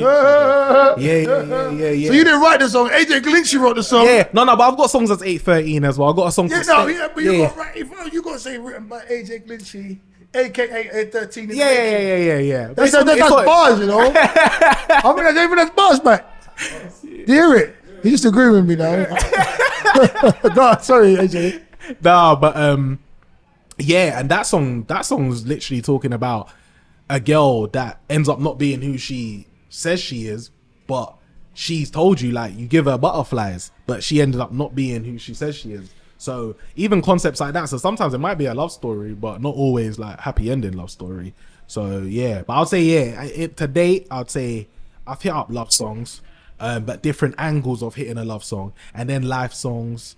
Yeah, and then also being honest and open. I got a song called Feel My Struggle on my YouTube as well, where I say a lot of things that I probably wouldn't write about today, but I'm honest on like family, I'm honest on upbringing, and how I felt at the time. Probably not so much. Now I'm older, there's a lot of things, like emotional things that I put to bed now, but back then I was very honest and open. I'll go back and listen to that song and I'm like, it's not, I done a little like video to it and whatnot, and I'm just literally walking down like a park, and a lot of people that will listen to that, obviously because it's not like the best quality, it's back in like 014, but I listen to that song sometimes and I'm like, wow, I was actually being very like, I was being like just wearing my feelings on my sleeve and just really like being honest about some things. And I think that's what I love about that song. But yeah, that's there. Yeah, but to answer your question, yeah, I'm an emotional based rapper. I'm very honest. I'm honest as well. I'm honest. Like I'll say something in my music that I don't think not everyone would be honest about. Just being honest and open. When what was I saying? That's rapper, emotional, honest. You just said you're rapping about them. I had a question, it just fucking went. So, I hate what I did. No, it's not your fault. It's my brain. My brain's the one that's mashed up. You remember the Mad Rapper? The Mad Rapper? I'm gonna tell you why I'm mad. Oh, yeah. My rapper. How honest have you been on your tracks? Because someone asked me earlier on, like the prior interview, when you nail it, when you're honest, like when you hit it, how you wrote it, and how much times have you like you listen to DMX? Yeah. And you feel what he's saying. He's like the dog, the this, the that. He's really fucking saying it. You know what I'm saying? And there's times when there's certain other love artists, when they say it, you think, oh shit, man, don't leave my girl around here. Right here, sorry. You'll end up fucking my bird. Like, cause the lyrics are just too sweet. And I laid her down, and I did this, and I did that. It's just too much. It's too on point. What tracks have you given, you've given it what it was supposed to get? You know what I'm saying? Do you know what? So like that song I mentioned, Feel My Struggle, and a recent one that's more recent, State of Me, A13, State of Me. Like, yeah, very honest, like, yeah, you know. Yeah, I'll say them two songs. I'm honest all the time, but if you're asking me to really pinpoint the songs I can think of where I'm like, all right, cool, you were super honest, like, it'll be Feel My Struggle and State of Me with what I've got out now. Are you ready to perform? Am I ready to like go on? Do you know what? I wouldn't mind performing. I do want to build up my catalog a lot more before I start doing things like that. I do want to, like, I've got a lot more music on the way that I want to drop. A lot more like, just a lot more videos and stuff that I want to put on my page. Cause I'm trying to build my own channel. At first, I sat around for a long time going, all right, cool. Am I going to go down this Grime Daily Link Up TV route and then whatnot? And then I thought, you know what? Let me build myself first, pattern up my own channel. And then from there, after, I'll start doing the link ups, the link up, the Grime Dailies and putting videos on them. But I thought for now, I just kind of want to work on my own channel so that when I do that, get that exposure of going on to the Grime Dailies, the link ups, I'll, at least that way, when people check me out, they can check out my catalog and it's like, yeah, his back catalog. So yeah, right now I'm just focusing on that. Yeah. Have you put out anything that you thought was too vulnerable or that you regretted that you released it and you've kind of pulled it back? Oh yeah, 100%. Yeah. Take that down. Yeah. Of course. And the thing is, it's funny though because what you may not like, someone else likes. So it's like. That self-analytical stuff. Yeah. It's crazy because the same song that I'm thinking about, I took it down, but I remember like people just say to me like, oh, I like that song. That was a banger. Where's that going? Yeah. You thought it was you was being too vulnerable on it, or was it you saying things that you kind of and overthinking. Do you know what it is? With seeing this music game when you start out, yeah, you might not always get like the best person to like mix down your song. So like it might not be mixed down the way you want. You sit around all day listening to top level artists and their songs are just sounding so crisp. And then you're listening to yours and you're like, oh man, this guy, man, like I can hear the like get rid of that. And it's like, you know what I mean? And it's like Michael when you starts coming out. yeah. Yeah. You start doing all that thinking you're there, and that's what you gotta stop that. You gotta remember, like, I'm on the come up. Things might not be as like clear and like as clean cut as I want. So you gotta learn that, like, you know, this is all stages. And I think that's what I went through. I went through a bit of that where I was just like, nah, man. But other people say, no, leave it, man. No, leave it. Like even now, only recently, I've put back up old songs on my YouTube that I took down and I lost them. But luckily, I made a SoundCloud back in the day. I had to get in contact with SoundCloud, like, yo, I need access to this and yeah, they gave it back to me. I got access and then I put that up on my YouTube just like literally like a week ago or something. Like, so that's only, yeah, and that's old, my old stuff. So yeah, because people, my sister would say to me, I had a friend that would constantly say it to me like, oh man, remember that little EP you done, like Feel My Struggle, like remember them songs, like you should have just left that up. Imagine like if you would have left that. And I thought at the time when I took it down, I was like, nah, I'm coming out brand new, man, changing my name, I'm da-da-da. But then he made me think, you know, at the end of the day, this is my work though, innit? Regardless of the mixing maybe not be great and whatnot. So I don't think about that no more. Like I think those things used to bug me. Like I want like the clean cut thing, but that's all to come. But I think it's interesting to find the artist and go, look at this video here. This looks like it was shot on a mobile, but look at the way he's gone all the way here. Look how high, look at the high definition that he's gone to here. So I'm just trying to enjoy the journey, man, and not overthink it. I think we'd spend a lot of time procrastinating, just like, oh no, what if like, oh, if only if the camera was a bit more and da-da-da. And that just slows down the journey. And it's like, some people actually just want to be in their yard and listen to good music and just be like, this guy's dope. They don't even care about all this 4K this and blah blah blah. People are just, they want to be entertained, like they want to listen to good stuff. I'm thinking down the line of these, you know, the drill rappers. Yeah. The younger ones that are talking about shank, dip, this kind of stuff. I feel like as they grow and they get older, some of the things that they're saying on their music might be things that they regret. Simply because they've changed. They've got older now, and maybe when they was younger, they was in certain things. So, yeah, I don't even know where I'm going with the question, but I just feel I lost myself halfway through. What was it? Yeah, so regretting. Do you feel like a lot of these rappers are going to be regretting what they've done? Oh, 100%, 100%. Yeah. Yeah, no, 100%. I feel like, because as you grow, as we know in it, as you grow, your mentality changes. So it's only like in the next 5, some of them 5 years, some of them 10 years, they're gonna be like, bruh, they're gonna be like, what am I talking about? I was saying such dangerous things that was putting me at risk, because now everywhere you go, you gotta be that guy. You're talking about you're that guy with that knife and you're that guy that does that. So just make sure when you're on the road and people see you, you do that. Not say I don't want them to do that. Yeah, not condoning it. But now when you walk about, you better have all your friends with you and whatnot. Because I heard your song yesterday and you said that you do this and that. So everywhere you go, and the thing is, a guy once told me this. You see, when you live that life, you make your life smaller and smaller. So when you start spitting into the mic and you start putting that in there, remember that gets played in everyone's houses, like thousands of views and whatnot. Where do you go?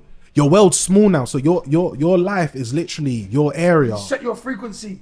Yeah. I don't think You set your frequency. It's real talk.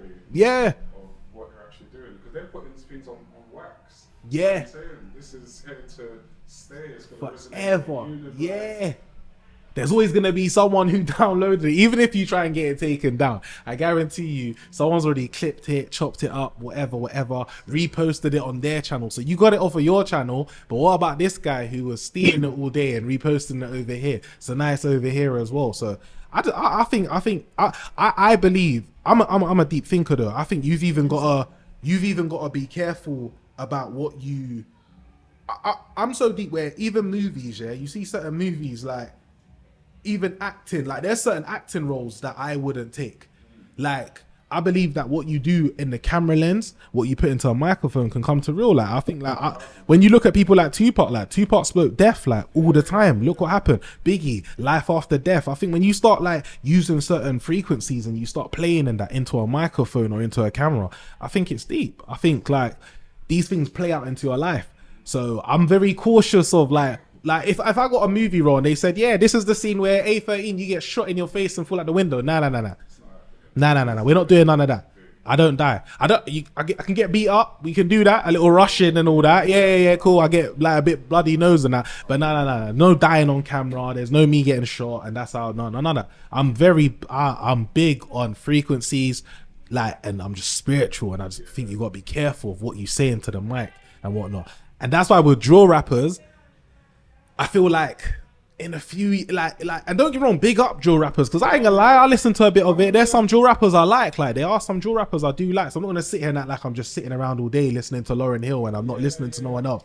Like I'm listening to them, but I just feel like me personally, I couldn't, like I wouldn't want to go down that road, because I just feel like when you're putting that into the microphone, it's just like that's the frequency of your life now, and you got to remember thousands of people are playing it and thinking about you when they hear this song. And I just think just everything like law of attraction and all these things that I think like I'm a person, I think beyond what the eye sees. So I just think words, frequencies, the universe, and you've got this bad track out that's you're talking wicked. To me, it's like simple science. It's like, okay, 1 + 1 = 2. You're going to end up getting into a madness. It might not be the madness you're saying on the song, but eventually, so-and-so got arrested for blah, blah, blah. I'm not surprised. Talks wicked all day. Of course something's going to come his way. He wasn't going to go off into the sunset and be happy. All your tunes are about wickedness. So when I expect to see you and certain things happen with your name involved, I expect to see wickedness. Wicked. Jugglers. Yeah. I mean, like you're saying, words is powerful, and you're speaking it into existence, and that, and you get yourself in trouble. If you rap the wrong things, you rap this, rap that, rap this. I think there's a big difference between rapping and acting, though. Because I know you said acting and you want to do the acting role. Yeah. I feel like acting is so much more role play than music. Because music, I feel, is personal. Yeah. Acting is very just acting. It's not personal. Do you know why? Can I just quickly touch on that? Yeah, it's only like anything I say. Yeah, it's only because I've done like little research and that. Yeah, Boys in the Hood. Do your research on some of them actors and what went on after that movie. What's that one in the prison? And the Is it guy, Rick? nah, is it Shawshank Redemption? Is that where the guy ends up he gets raped and whatnot? Do your research on him, like with the madness he goes through he's like there's just certain things I Tim see. Robbins? I'm not too sure what his name is. I don't want to say. The white guy? Nah, he was a light skinned guy in it. No, so it must not be called Morgan that. Freeman.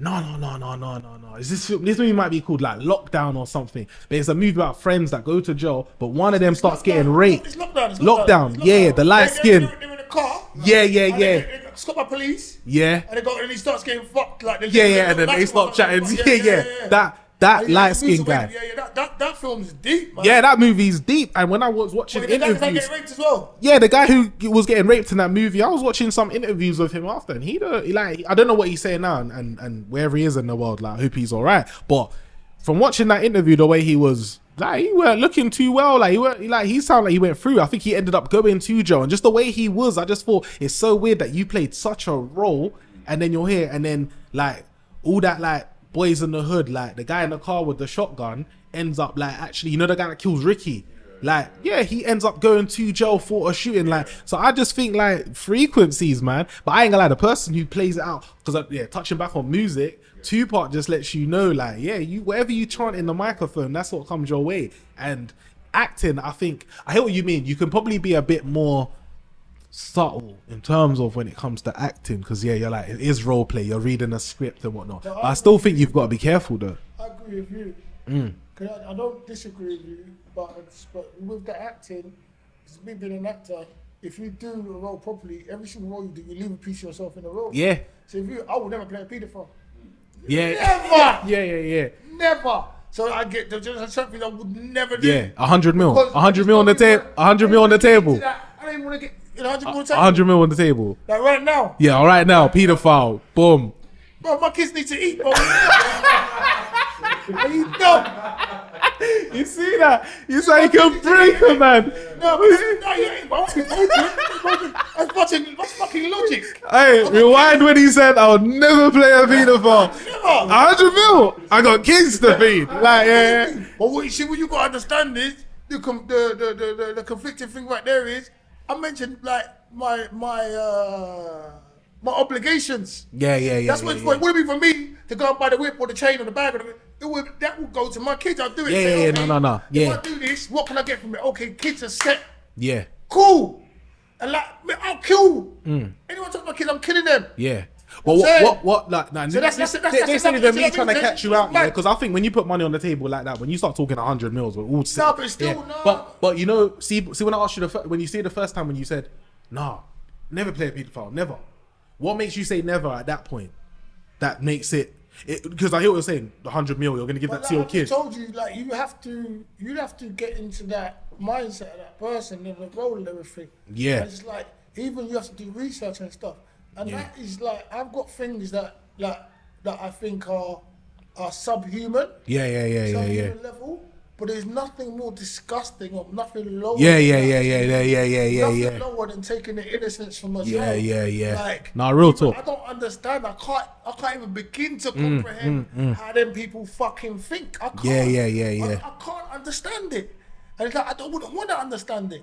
Like the beauty of a child and the innocence of a child, to contaminate that. Yeah, like, it's crazy. Yeah. Bro, it's So what about someone playing the role as a rapist? Are they a disgusting person? Yeah.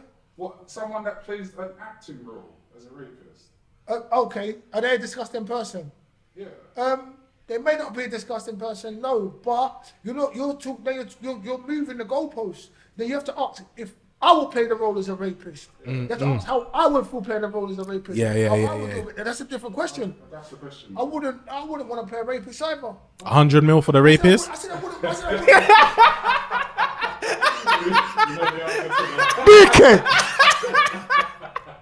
So, no, but I wouldn't want to play a rapist. Yeah. There's reasons. Okay, so not just there's all my own personal reasons. Because you give it, like I said, you give a piece of yourself to a role. As an actor, I feel you give a piece of yourself to a role. I was comparing it to music. With music. No, but still, you're not letting me even answer the questions, and you're jumping over me again. So, yeah, go on. With music, it's more personal because. What do you mean? With music, for you to play the rapist role or something, you would have to have a bar saying I'm a rapist and or whatever. Whereas in acting, you're just given a script and you're just told to act it out. No, it's this. I don't believe Music that's is a very more personal. They're both personal. No, it's acting. You're given a script to act out something. So what? But I have to make you believe that that's me though. Yeah. So what do I have to go through to make you believe that that's me? It's personal. It's what I'm saying. I'm an actor, remember. So what I'm saying to you is, I'm not making an argument. I'm not trying to make it wrong or nothing. But if you want to take it seriously, if you want to believe me that I'm this person, only the very, very, very, very skilled and talented people can do it without believing it themselves. The best people do the method acting. If I now method act as a rapist or a killer or a racist or anything like that, I slightly become that. Daniel Day-Lewis said it when he was doing the thing of a serial killer. He was in character all the time. So when he's offset, like he'll look at you and be like, okay, you're fucking 6 foot. I need 2 suitcases, a chainsaw, like that. Heath Ledger died because of the drugs he was taking playing the Joker. People fall into the roles. Rappers, Tekashi, whatever the fuck. 6ix9ine, whatever. He thought he believed he was the fucking, which he something he wasn't, and that's fucked him up. Yeah, you know what I'm saying? yeah. So I don't think there is a difference. There's no difference between certain things. If you're gonna do it, like AJ13 said, if all day I'm saying, yeah, I'm a bad man, I do this, I kill, I fuck pussy, I do this. When you're on the road, the man says to you, yo, what? You can't be like, oh, nothing. You'll be like, yo, I fuck with him. But as an actor, you can do that because I was just acting. All I done was an acting role, bro. I'm not saying I'm a shooter or nothing. Yeah, you can. I'm just acting. You can, but yet still, you will still get people believing that you was that person in the thing. And many actors have had that problem where, because you played the role so well, you're getting hate mail. You're getting people on the road running up on you doing stuff. It happens to you. I remember. Deal with that. Yeah. You have to now control yourself in such situations. And how many times you gonna take someone you're not trying to exit you? Yeah. Like you said, Kanye West, that they get harassed. Celebrities get harassed. For different things. Like if you play a too dark a role, you're fucked. And then people start saying, like they see you like, hey, wizard, what's happening, wizard? Wizard, come here, wizard. What are you gonna do? And then, you know what I mean? And that's what it is. That's what happens. Like we get called like Phil Mitchell. It happens, bro. And then, but the rappers, I think it's worse for the rappers because the rappers, there's no separation. There is no separation because they play that character consistently. At least I can say like I was this. If I do more than one role, I was this today. I was Hamlet today. Now I'm fucking Kunta Kinte. Yeah. You know what I'm saying? So it's just, it's all the same thing. You got to be careful what you say, what you do, how you do it, how you say it. That's why like Hollywood is how it is, I think. But a lot of these rappers now, like they're saying, oh yeah, I feel like I sold my soul to the devil. Yeah. They're now saying, because they've got, like they had the money and they realise what they're pummeling down. Yeah. When the actors, they play a role today, and they change to another one, change to another one. It's just acting. It's all acting. Everything's acting. We're acting now. Yeah. Oh, don't give it away. No, we are. Yeah, I feel you. They're like, this is my real life. This is my honest. No, but how can you say that? How can you like listen? Of course they're acting. No, listen. I come and say listen. Yeah. Real life. Yeah. Most of your tracks are Yeah. situations. Yeah. Whereas acting, it's not that. Bro, listen to this, yeah? Real life situation. Some films are like, but He's not good at listening, is he? No, you're both making great points, though. Yeah, but this is the difference, yeah. This is the rapper, yeah. Like, I used to not have any money. I used to have to wait for this. I used to have to wait for that. I remember when I was broke, it was no joke. Now I got money, I control. That's acting, bro. that's real. But it's acting. How's it real? What's real is what they're actually saying. But when you're hamming it up, that's acting, bro. Your actions might be acting. Of course it's acting. But the story. Story's a real story. Yeah. The story's raw. But I hear what you mean, as in he's theatrics. There's real true movie stories, shit, not that. Documentaries, like. No, bro. So full of shit. So wait, okay. I was okay. What about the last King of Scotland? Is that, I don't even know, is that a reenaction of... Idi Amin. Yeah. Yeah. You know about Idi Amin? Yeah. So last King of Scotland, Forrest Whitaker played him. You can't tell me he didn't go through some of that stuff. He had to research that stuff and look at that stuff. He was acting like the guy kept heads in the fridge and stuff.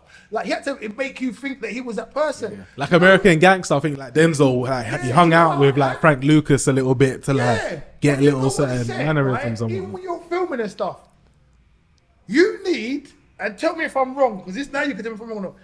Sometimes you need to like switch off, like turn off. You've been on set all day, filming all day. You need to switch off. Yeah. So you'll have a drink or you'll do whatever you need to do to switch off, because you were so engrossed in that role that you play on a consistent basis.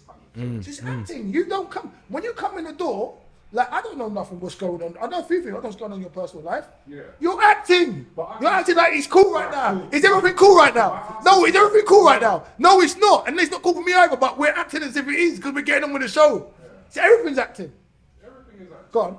No, you're right. In that sense, everything is acting. Everything's acting. But I don't know, man. I'm just saying, raps come from real life stories, like your own personal story, whereas your acting doesn't come from your personal. You can't say that.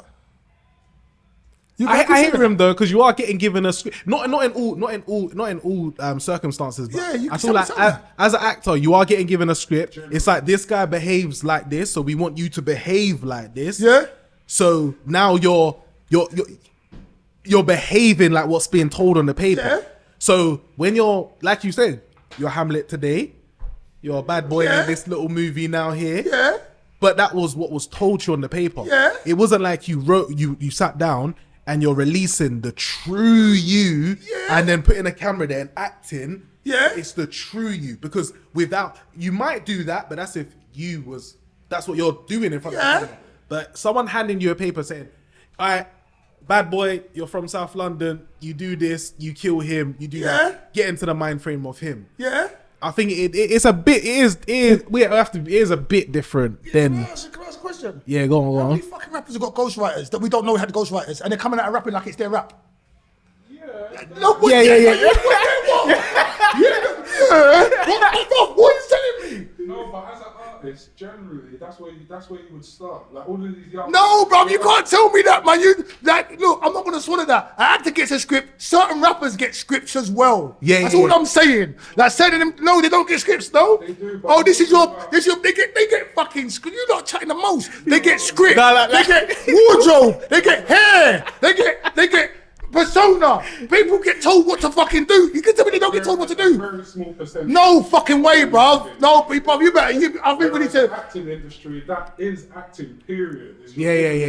Are you really standing there and saying that there's more acting in the acting industry than there is in rap? No, acting. It's not a whole big. No. There's a lot of acting going on there. There's a lot. I'm gonna try and make some money, and we're gonna get you that hair, and we're gonna get you connected. So you can get back to where you was. And I can't buy what you're selling me today, man. There's no difference between rapping and acting. Nah, there's a difference, but no, there is a difference. I can't lie. But I get your point, and you're right. There is a portion of rappers or musicians, whoever, who are getting given that do have ghostwriters and that. Not saying that everyone's speaking from their heart and that. But just talking based on the ones that are. Okay, so being a thing, right? Being a rapper, being a poet and being an actor and stuff, and like I've done it for a long time and all that, right? Like, you come out on stage, yeah. Like, one of the worst things for me is doing a play for like 10 months. Because it's just the same fucking play. Yeah. Rinse and repeat. So when I come out, like when the first time I come out, I was like, yeah. The 10th time, the 100th time I come out, I'm like, inside, I'm like, fucking hell. Oh my God. But outside, I'm like, yeah. How many rappers do you think are told, just for argument's sake, even though he makes a lot of money out of it, there's some people that just one hit wonders. He sing Gangnam Style, open Gangnam Style. But that's all you're getting. You still have to bring it back, What's his Biggie track? I remember when I used to eat sardines for dinner. You have to bring it out at the same level, the same. It's an act, though. They're acting. But that came from real life, man. used to eat sardines for dinner, bro. Yeah. That's what I said. That's what I said. That's the only thing that separates the music thing, because certain lyrics are coming based off. If I say But not all I of ate them. sardines for dinner, Yeah. it's different from the guy who's acting saying I ate sardines for dinner, because he's saying he ate sardines for dinner because it says this is his line. He ate sardines for dinner. But what are you not talking about? You don't know about rappers. You say, yeah, I had it hard. I killed 10 men on this block. I did this. I did. They didn't do shit. No, Yeah. They didn't do shit. Yeah. That's what I'm saying. By the way, no. That's what I'm saying. acting, all of it's an act. Yeah. Yeah. Yeah. Wait, hold on. Yeah. Are you sure? Yeah. You're not sure? It's There's no art. There's no. I'll be contradicting myself on something that I was talking about before. Yeah, it is an act, yeah, but I do believe that like you can embody certain things after playing that role. I do believe like, you know, it does embody certain things on a spiritual level. I always bring it back there, but I have to, because even with the movies that I quoted, like the boys in the hood and whatnot, and Lockdown and whatnot, I do believe like, no, when you get into a role, I do believe that can take a part on your psyche. So I'm not gonna get away from some people don't act like I've been on set and there's people who don't act like they're that person. That's who the fuck they are.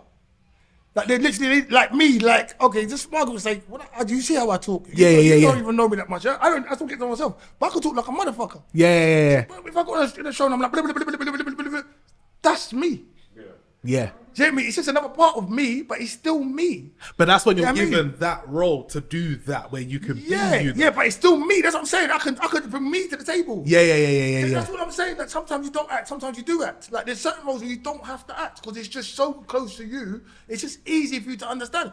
Okay, look at half the all of this Top Boy stuff and all this shit.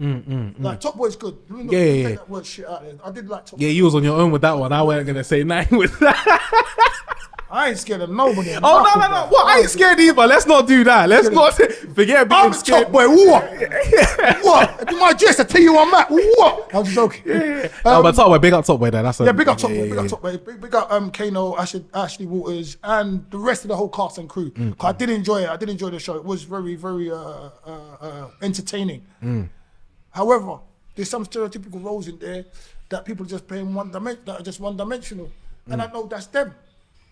There's certain man out there, I don't want to embarrass them as well, saying that out there. If you look at the start to where they are now, they're playing exactly the same character. They didn't change. Yeah. The films changed, they didn't change. That's them. And I can tell you the names off of camera, so I just, Let me just get off my soapbox on this now, though. Because it's like me and the wizard be getting into it. Like, but go on, I'm gonna have a question. Yeah, all right. Go on. You got a question? Should we do the cards? No, wait a minute. Oh, not yet. Oh, question. Or if you want to talk about, if you want to plug. Do you know what? We've actually touched on some good topics, man. I think one other thing I want to touch on. This is about propane. Huh? Let's talk about propane. Oh no, big up propane. Big up propane, man. Of course, man. Big up everyone. Big up the whole of North London. Yeah, you remember where you come from, bro. Maybe like you got the camera, you forgot. You fucking forgot, didn't you? Come on. He's a reason you're here, isn't he? Because you saw him in the ticket like, yo, I want some of that. Go on. Yeah, no. Big up propane, man. Every time, man. Something else I want to talk. Big up the wizard. Every time. I saw you. Okay. And do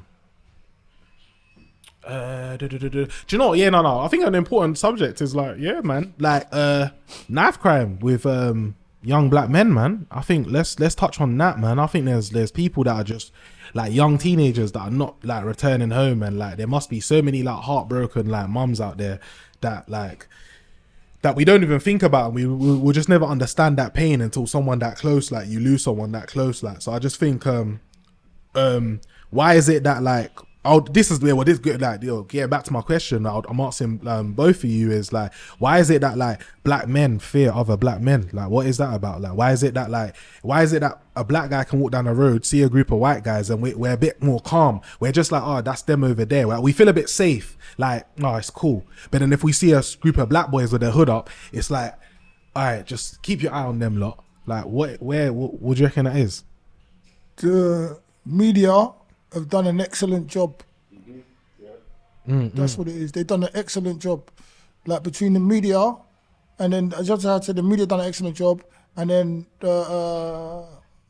everyone else is in the entire rest of the human race, black people included, selling that narrative of just like reinstating it. We don't do this. All the stereotypes, all the things, they're all reinstated.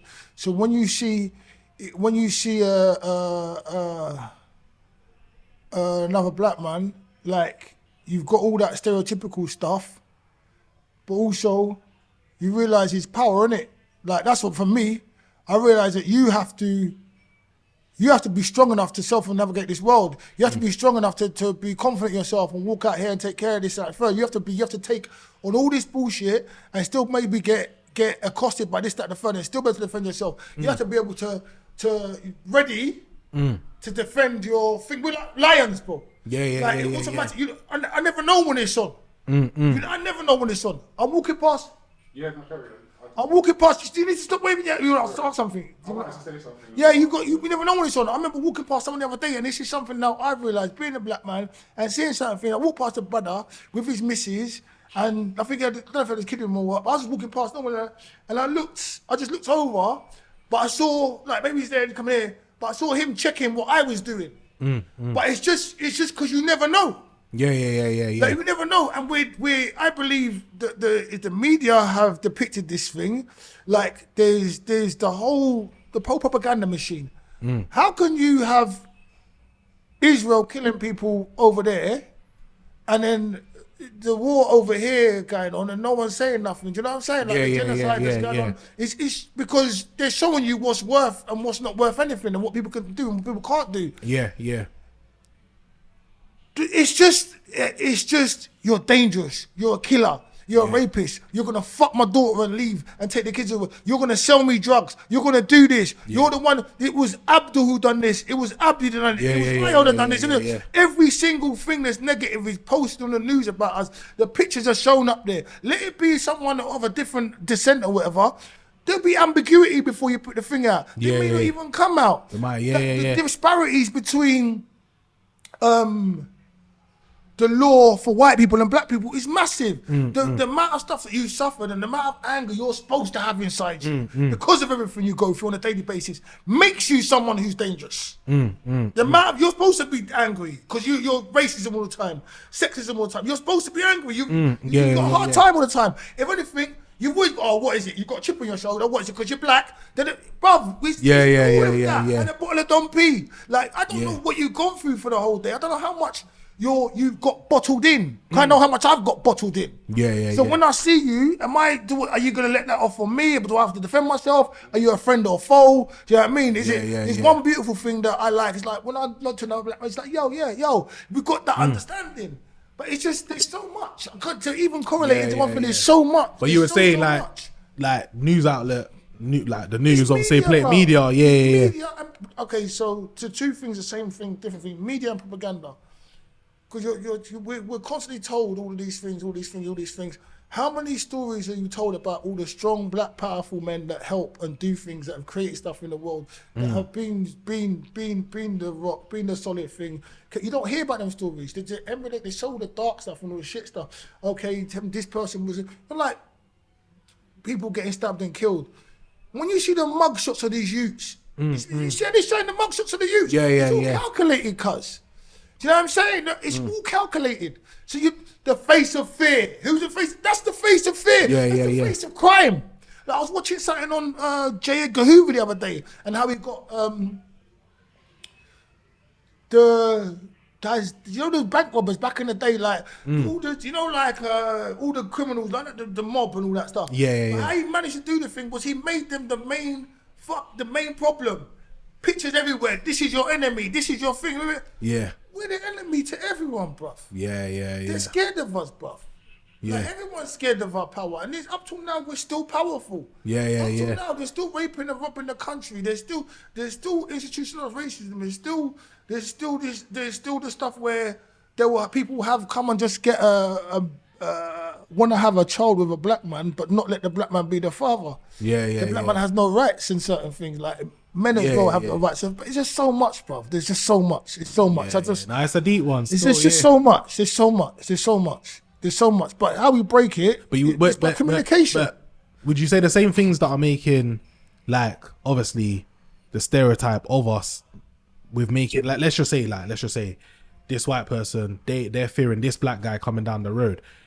Is this white person wrong then if the same black guy comes around the corner and he's having the same thoughts? Like, how do we break that? Is a white person wrong for being scared? No. Like, well, just going off what you're saying with the news outlets, yeah?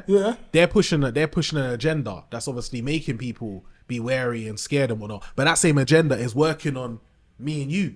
Because then obviously I don't know you. Dark alley. No. It's not working on me. I'm also aware of it. Yeah.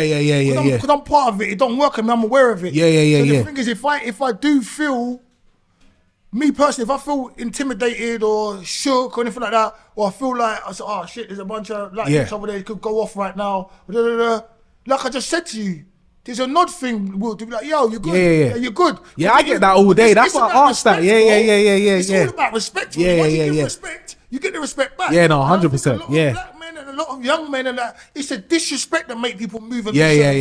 They feel disrespected. Exactly, yeah. And it's the same, there's fear in the whole stabbing and stuff and all that, but it's also an air of disrespect. Yeah. Who respects me? How can I get my respect? Okay, what do you respect? You respect violence. Yeah. That's the only thing I can see you respecting. That's the only thing where people will stay away from me. Let me be more aggressive. Let me be violent. Let me show you what I can do. Yeah, don't. Okay, so now you can hit. Now you see me. Yeah. Cool. At least you see me, because before you didn't see me. Yeah. That's what gets me seen and cool with it. Like, I don't know how we deal with this, like, but I do know that communication is the key. But it's a tough one, because you've still got the powers that be, or the media, or they trying to pump this narrative and push this thing, and negativity. No matter how much positivity is, there's negativity. No, exactly. Money, but look, he's buying gold and doing shit. Yeah. You can buy whatever you want to celebrate your money, how you want to celebrate. I'm doing stupid, like. So we have to fight the negativity, break the stereotype, communicate more, respect each other more, talk to people. Like, if you're scared, say you're scared. If you're worried about something, speak up about it.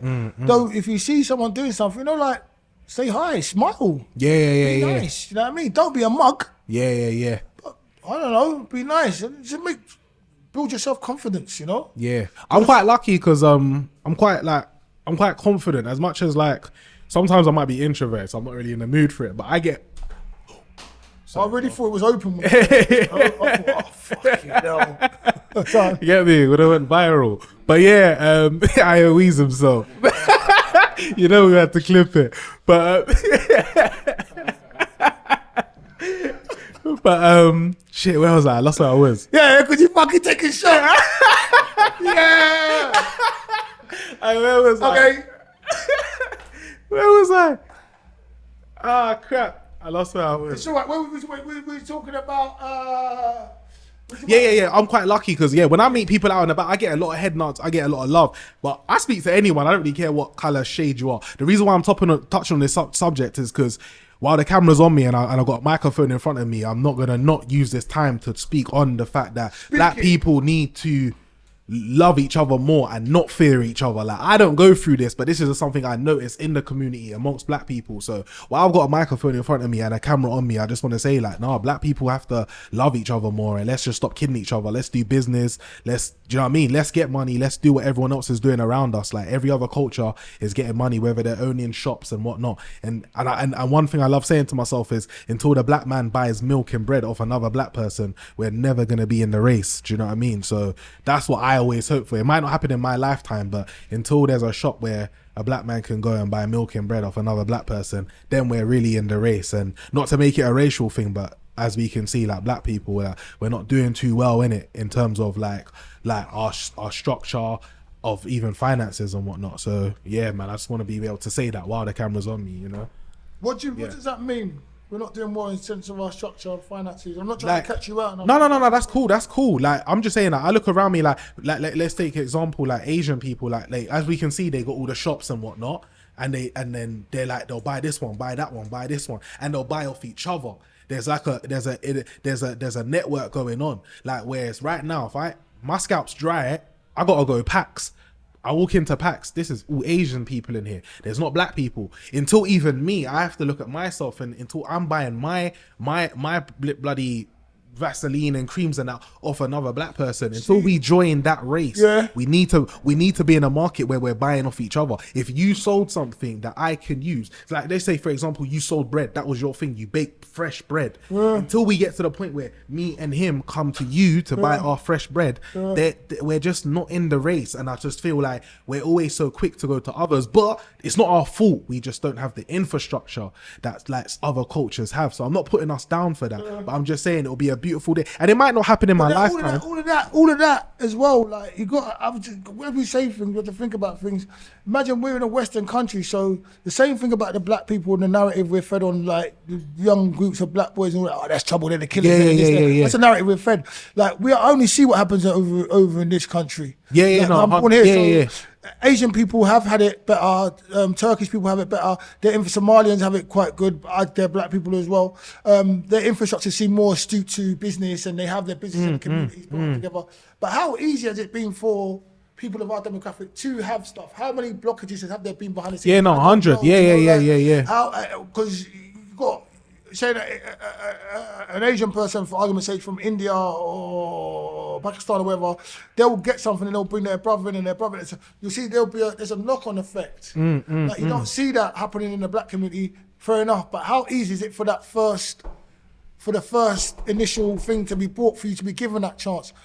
How much blockages were there in this institutionalized racism? Because we're saying this, we don't know if the people that was giving out the stamps to have the businesses were Asian or were white and get racist. We don't know. You know, like certain things you just don't. How easy was it in this? Because there's examples. There's black business in America, black business in Africa. There's so many good black businesses, but we don't see it like, we're doing this stuff already. There's black billionaires, millionaires around the world, but we're only talking about that. Okay, there's this amount of black men incarcerated. There's this amount of murder. You're not talking about that stuff. There is examples of that stuff. Yeah. Do you get what I'm saying? Yeah. So it's happening. I believe it's happening in your lifetime. I believe it's happening in your lifetime. Oh yeah, no, definitely. It's just, I don't know, man. It's just the propaganda machine's a fucker. Yeah. No, it is. To me, it's a fucker. It is. Yeah. But change is happening now. Like you said, it's happening. It's just happening at the pace that it needs to be happening. But at least change is happening. Do you know what I mean? Yeah, let's get into it. Come on, let's do this. We've just had, today has been a different show. We've just been ranting and talking. No, it's been good though, man. I enjoy it, man. It's been different, isn't it? 100%. Yeah. We went in. What's the most important lesson you've learned in your journey? I really enjoyed you today. Thank you. I'm going to try and get you some air. In my journey. Ooh, what's the most important lesson I've learned in my journey? I would say the most important lesson I've learned in my journey of life, I would have to say, make sure that you're understanding the energy you're putting out, like to others, to the universe. Just know that's all gonna mirror back on you. So just always bear in mind, like whether you're going back to the acting, whether you're acting, be careful in it, because whoever your persona of who you're pretending to be, or whoever this persona is you want to give to the world, just know that persona comes with terms and conditions. What's the best thing you've ever done? Oh, the best thing I've ever done. Oh, that's a deep one. The best thing I've ever done. Do you know what? I think I lost a little bet or something to someone, and the bet was I had to call someone and let them know that, like, how grateful I was to have them in my life. And I lost a bet to a friend, and I had to call my nan. And I remember I had and she passed away, like, rest in peace, like she passed away like last year. And I remember I had to call her and just let her know, like, it was just a random phone call, but imagine I've lost this bet. But I'm so happy I did that to this day, because I'm like, if I didn't lose that bet to him, like, it actually made me cooler and do that. So, like, I always look back on that as a blessing. How would you describe yourself? Confident, funny, Confident, funny, creative. Confident, funny, Creative. creative. Yeah. Nice. Nice. What's your definition of greatness? Did I ask you that? Did I? No. My definition of greatness is doing whatever you feel as an individual that's great. What's your biggest inspiration? My biggest inspiration. Do you know who I'm gonna have to give it to? Give it to them. Malcolm X. Bang. You say, Oh, I thought you said, You're going to be Malcolm X, no? I like Malcolm X. Anything necessary? Do I think he's necessary? He's getting tired. Big tired. By any means necessary. That's what I said. Yeah. If you were an animal, what animal would you be and why? I'm gonna have to give it to. I would be. I'm a gorilla, you know. Gorilla. Yeah, I'm like a silverback. I'm a silverback gorilla because I'm chilling. I'm calm. But you just know, like, no, it could go that way. Let's just leave him when he's chilling. I just feel like that's me. Yeah. Have you seen them things where people walk like an ape? Oh, no foot and they're doing all that madness. Yeah. I've seen that on the line yet. When they stop, they do that, and then they start moving like they do, and they just start walking like an ape. Yeah. It's mad. Let's leave. We're going to close with a question from the wizard. Because we're going to close. Just throw it in the room. Now we want two questions. One for me, one for him. I'm going to ask the same question to both of you. If you were a superhero, what would your superpower be and why? Shit.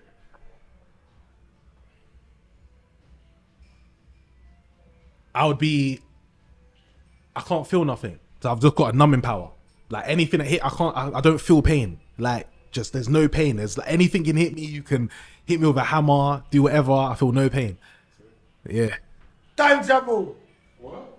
Time travel. Oh, time travel. Time travel. That's cool. Yeah, time travel. It's gonna be time travel for me. I think about time travel. Yeah, that's a big one. I'll do time travel, man. Because then I could visit people that I've like in history that I admire and stuff. Yeah. I could go back and see. I should have stole that. I ain't gonna lie, I should have stole that. You know what it is? I'm thinking too deep. I'm thinking like I want to do stuff and get money and police come. They can't hurt me. I can leave with the bag and nothing is happening. Get money like that as well. Yeah, time travel. Yeah. Investments later on. Yeah. See my ancestors. See what my kids will be doing in the future. Oh, no, he's killing it. Time travel. Yeah, time travel. We're both time travelers. You get me? I would Forget do, all yeah. that. Yeah, We're both yeah, time yeah. traveling. Yeah. I'll go back in time. He just babied off my one. No pain, man. I'll go back in time. Guy said ancestors and that, and go and see ancestors ancestors without me. Yeah, Time travel. Malcolm X. I'll go back and see when the wizard had hair. Alright, that's enough now. Alright, sorry guys. Sorry, that was Live Talk to me, Fawole, 8:13 in the studio. Oh, thank you for having me, man. Thank you for having me. Big up. Possible, you know what I'm saying?